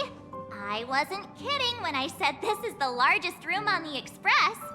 You could even fit a Doomsday Beast in here.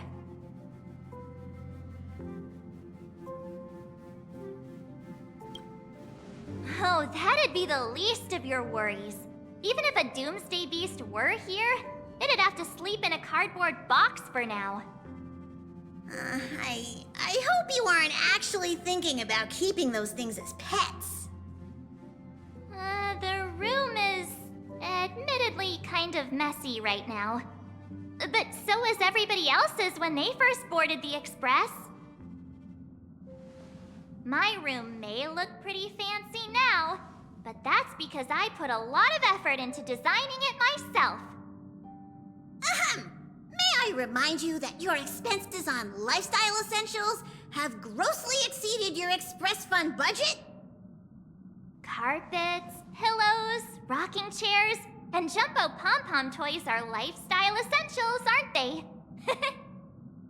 Do you really need over 20 pillows, though? Of course I do! How else would I have pillow fights? In any case, to prevent such situations from happening again, I must reiterate the rules for accessing the Express Fund. Firstly, the conductor is in charge of all resource allocation within the Express. If you need any renovation work done, look for Pom-Pom. Secondly, since you're now officially a member of the Astral Express, you must be responsible for your share of duties aboard. Only then can you exchange the corresponding amount of Express funds for supplies from Pom-Pom. Unless you want to sleep in a cardboard box, I suggest prioritizing the renovation of your bedroom first. Wait a second. Pom-Pom will provide him with the renovation funds. Then he will use those funds to pay Pom-Pom for the renovations. What's the point of that? Just get the conductor to renovate his room directly. This is called procedural justice.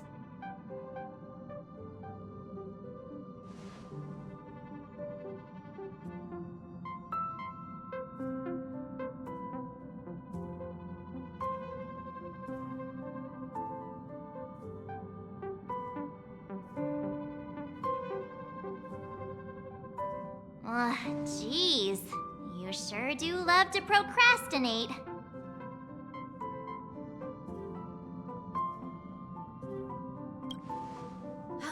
And how many times have you said that already?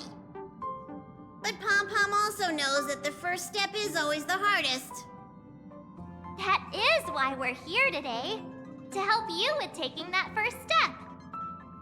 Pom-Pom has prepared a starter fund to help you kickstart the renovation. You can use it to set up your bedroom. Appreciation is better shown with actions.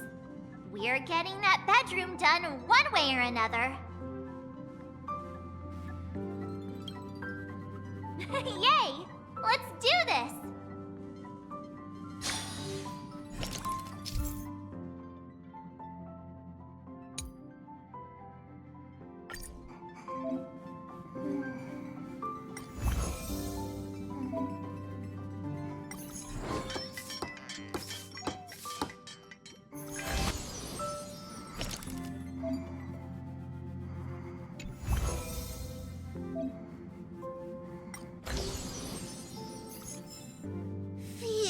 We're finally done!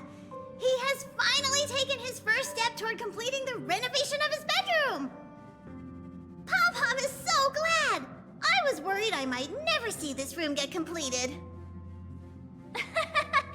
One small step for him, one giant leap toward humankind overcoming procrastination.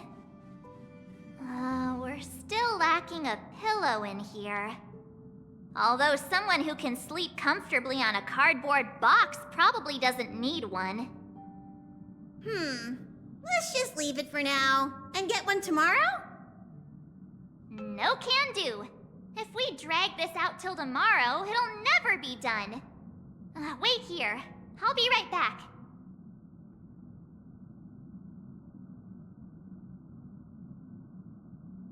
Here, use this pillow for now.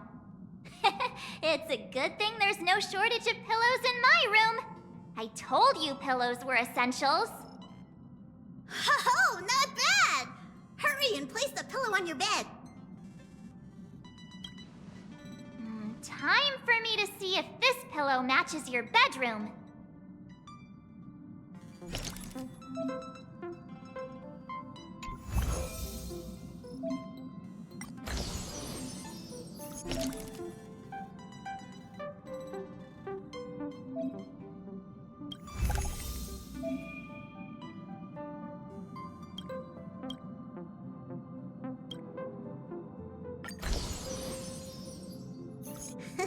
You've done well today.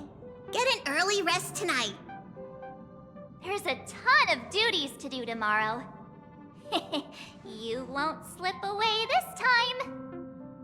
It's getting late, so we'll see you later. Sweet dreams.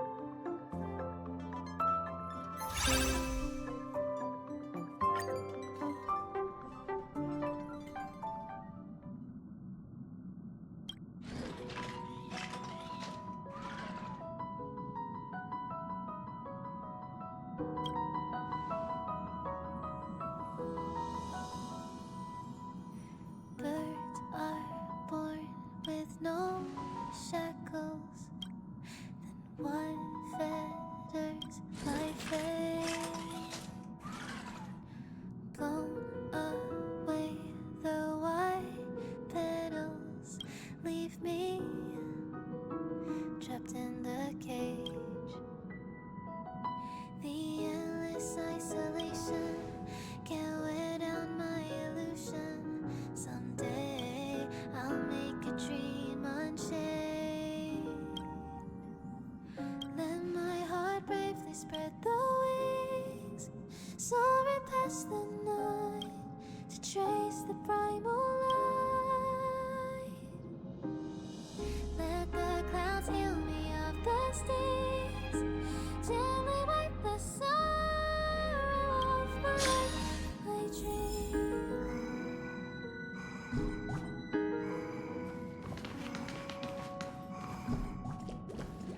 What is meant by miracle? A word outside my days. Once again, repeat wobbles, but how could I escape? No further hesitation.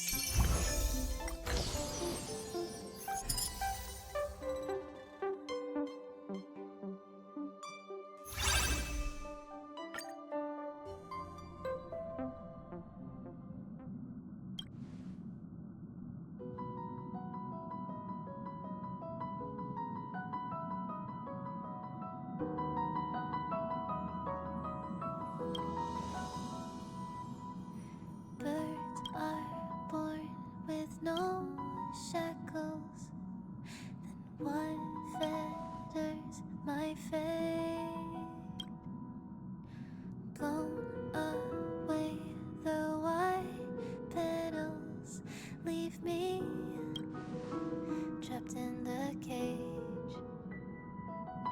The endless isolation can't wear down my illusion. Someday I'll make a dream unchained.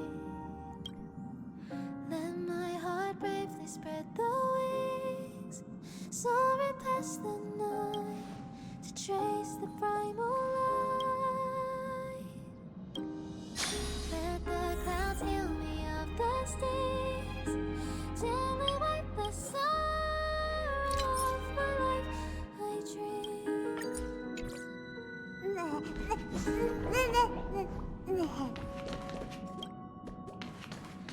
What is meant by miracle? Word outside my days. Once again, repeat wobbles. But how could I escape? No further hesitation on those unanswered questions. So now I'll make a dream unchained.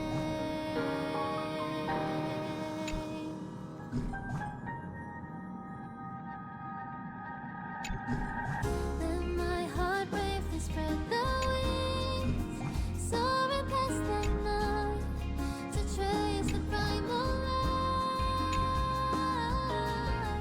Let the clouds heal me of the stings, till they wipe the sorrow.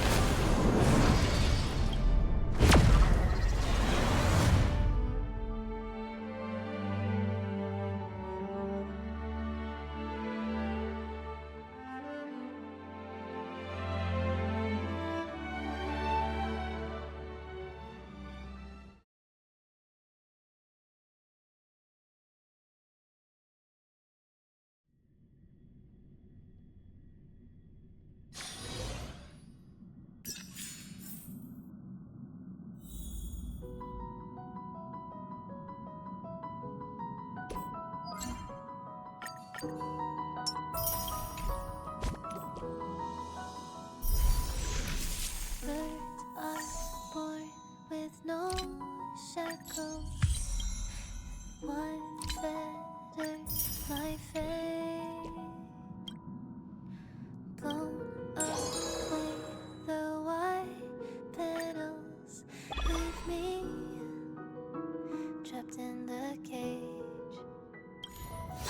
The endless isolation can't wear down my illusion. Someday I'll make a dream unchained. Let my heart bravely spread the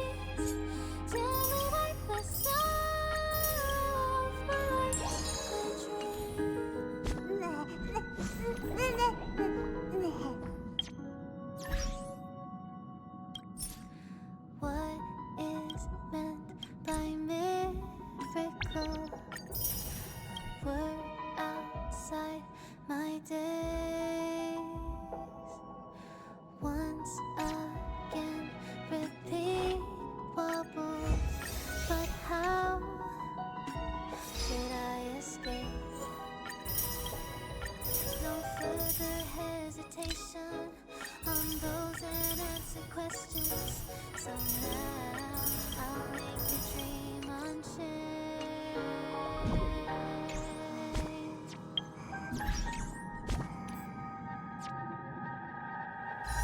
Let my heart bravely spread the wings, soaring past the night to trace the primal light. Let the clouds fill me up the stings till they wipe the sorrow off my life, my dream.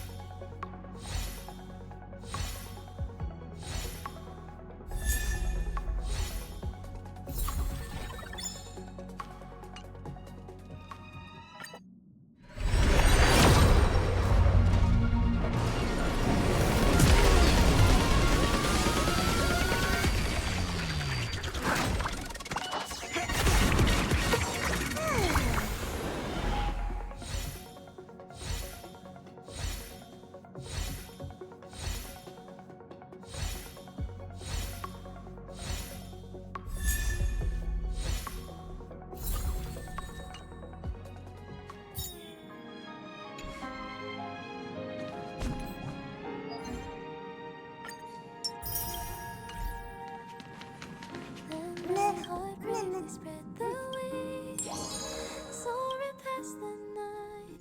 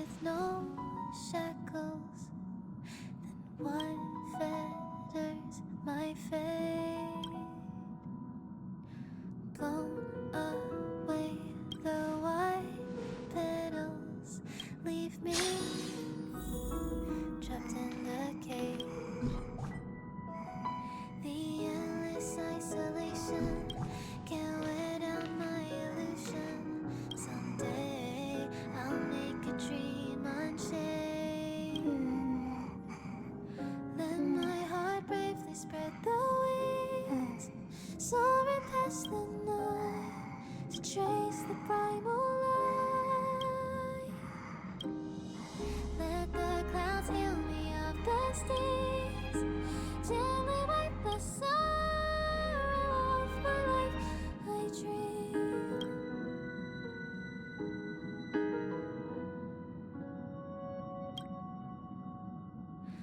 What is meant by miracle? A word outside my days. Once again, repeat wobbles.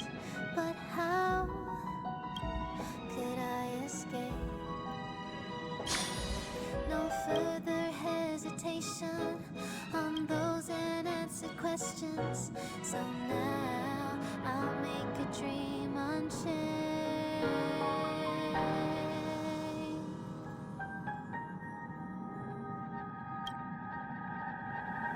Let my heart bravely spread the wings, soaring past the night to trace the primal light. Let the clouds heal me of the stains, till they wipe the sorrow off my life. I dream.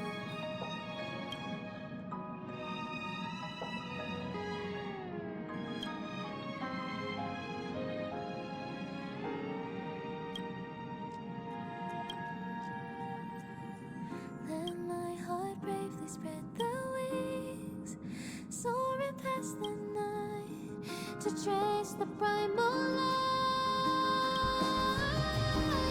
Let the clouds heal me of the stains, till they wipe the sorrow off my life. I dream. I dream.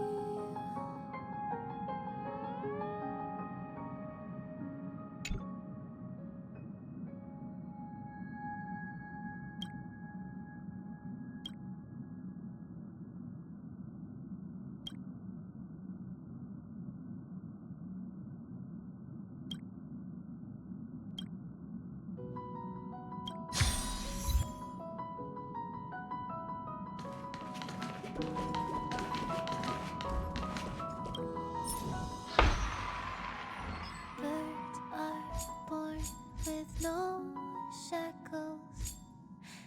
One feather's my fate. Blow away the white petals, leave me trapped in the cage.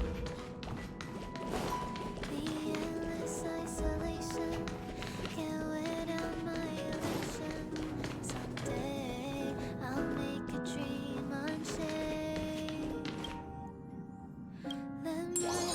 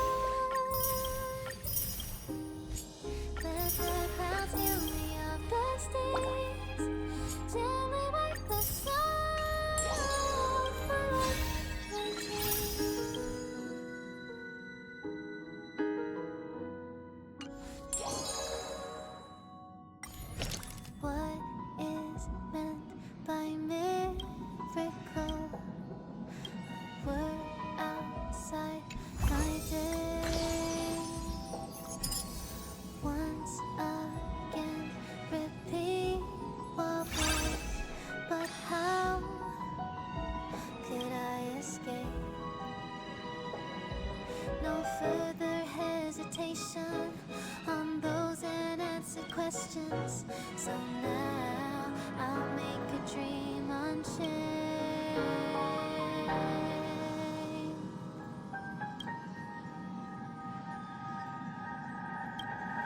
Let my heart bravely spread the wings, soaring past the night to trace the primal light.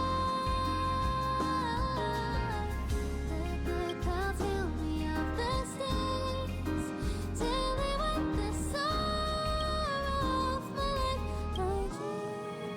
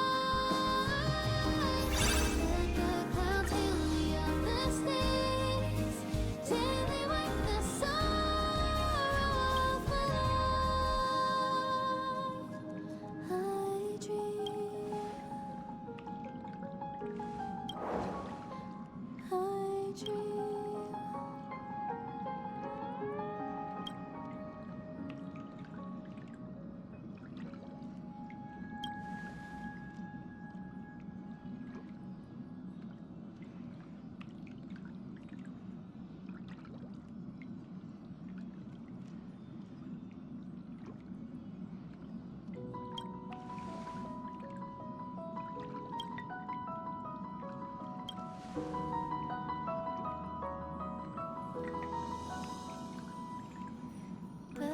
are born with no shackles. Oh, wow! This makes me feel like revamping my own room. It's so nice seeing this empty space gradually fill up with furniture. A happy occasion like this calls for a celebration. No, silly. I'm talking about him celebrating in his own way. If it were me, I'd take a relaxing hot bath in the evening and enjoy some me time. It's concealed, of course. Ever heard of secret rooms? All I know is he deserves to take some time off for himself. Even though your room is set up, you must remember to keep up with your duties. The Express will be departing soon, and there's still so many things to do. Congrats on the new home.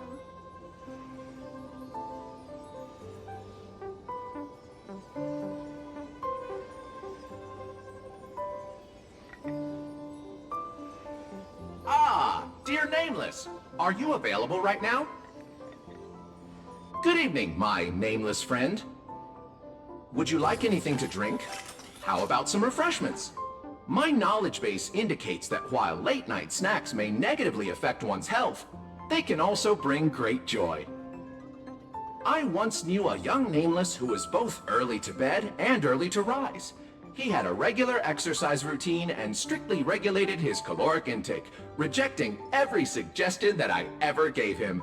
To him, midnight snacks were no different from poison. As a result, he lived a long and healthy life.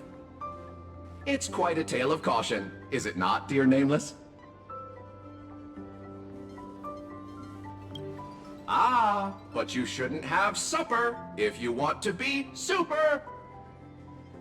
How did you find the joke? Hilarious wordplay, isn't it? You can't help but laugh, can you? But I digress. After hearing about your plans for a good soak, I thought this would make a most suitable gift and wanted you to have it. It's a bar of soap with a storied history. Hanunu, the werewolf hero of Esdana, loved using this soap when he was alive.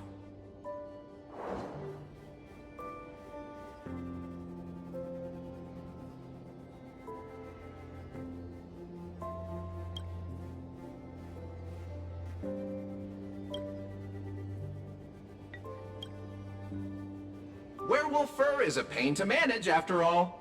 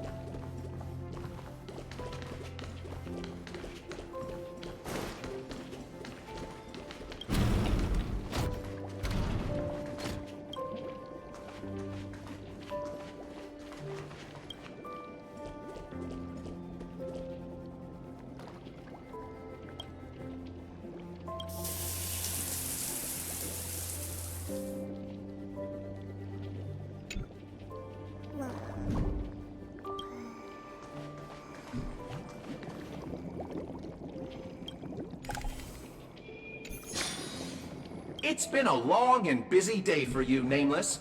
Would you like to take a bath, enjoy a beverage, or listen to another of my jokes first? This world has seen countless nights, and it will see countless more. Among them, countless belong to heroes, countless to the nameless, countless to geniuses, and countless to fools. But tonight belongs only to you, and no one can deprive you of it. The Talk people of Tidora have a blessing they reserve only for their most cherished friends. Nogati come up tonight. It translates to, this night, nothing occurred.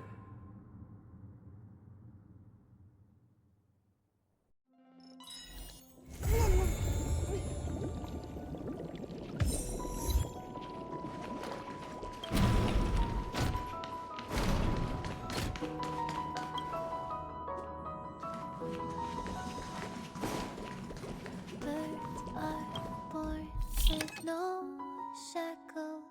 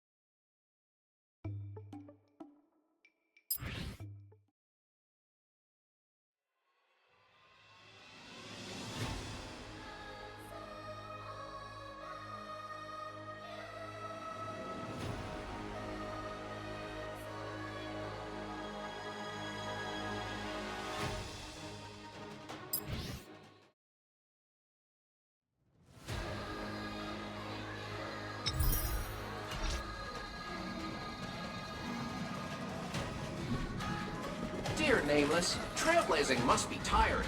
Please sit.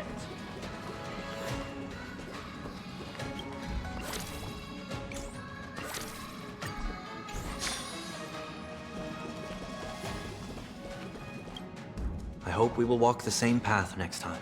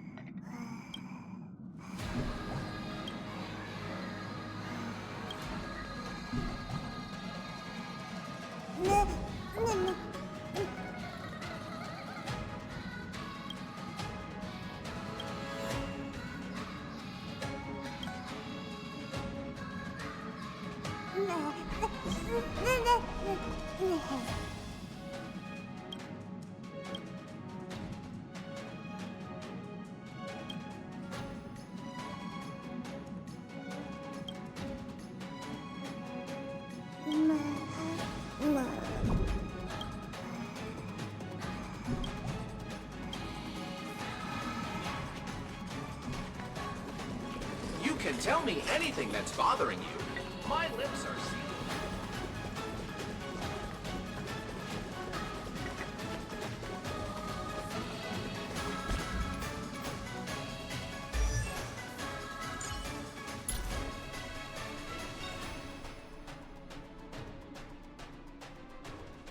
The future of Belobog shines bright.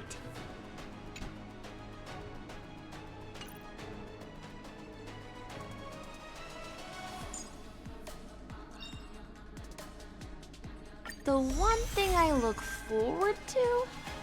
Growing up, of course.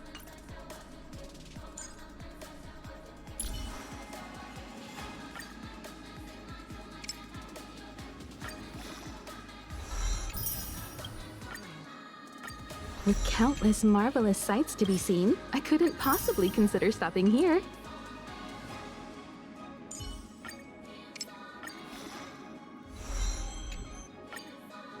Violence is the ultimate means, and it is also my only means.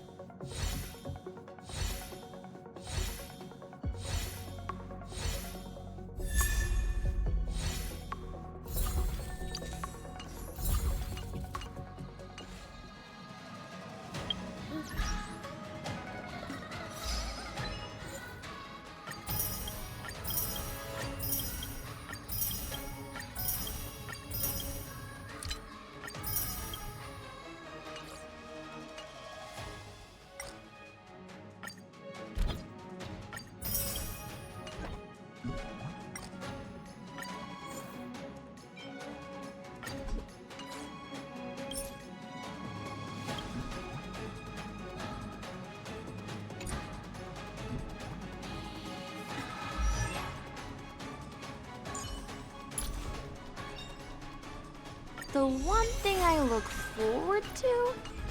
Growing up, of course.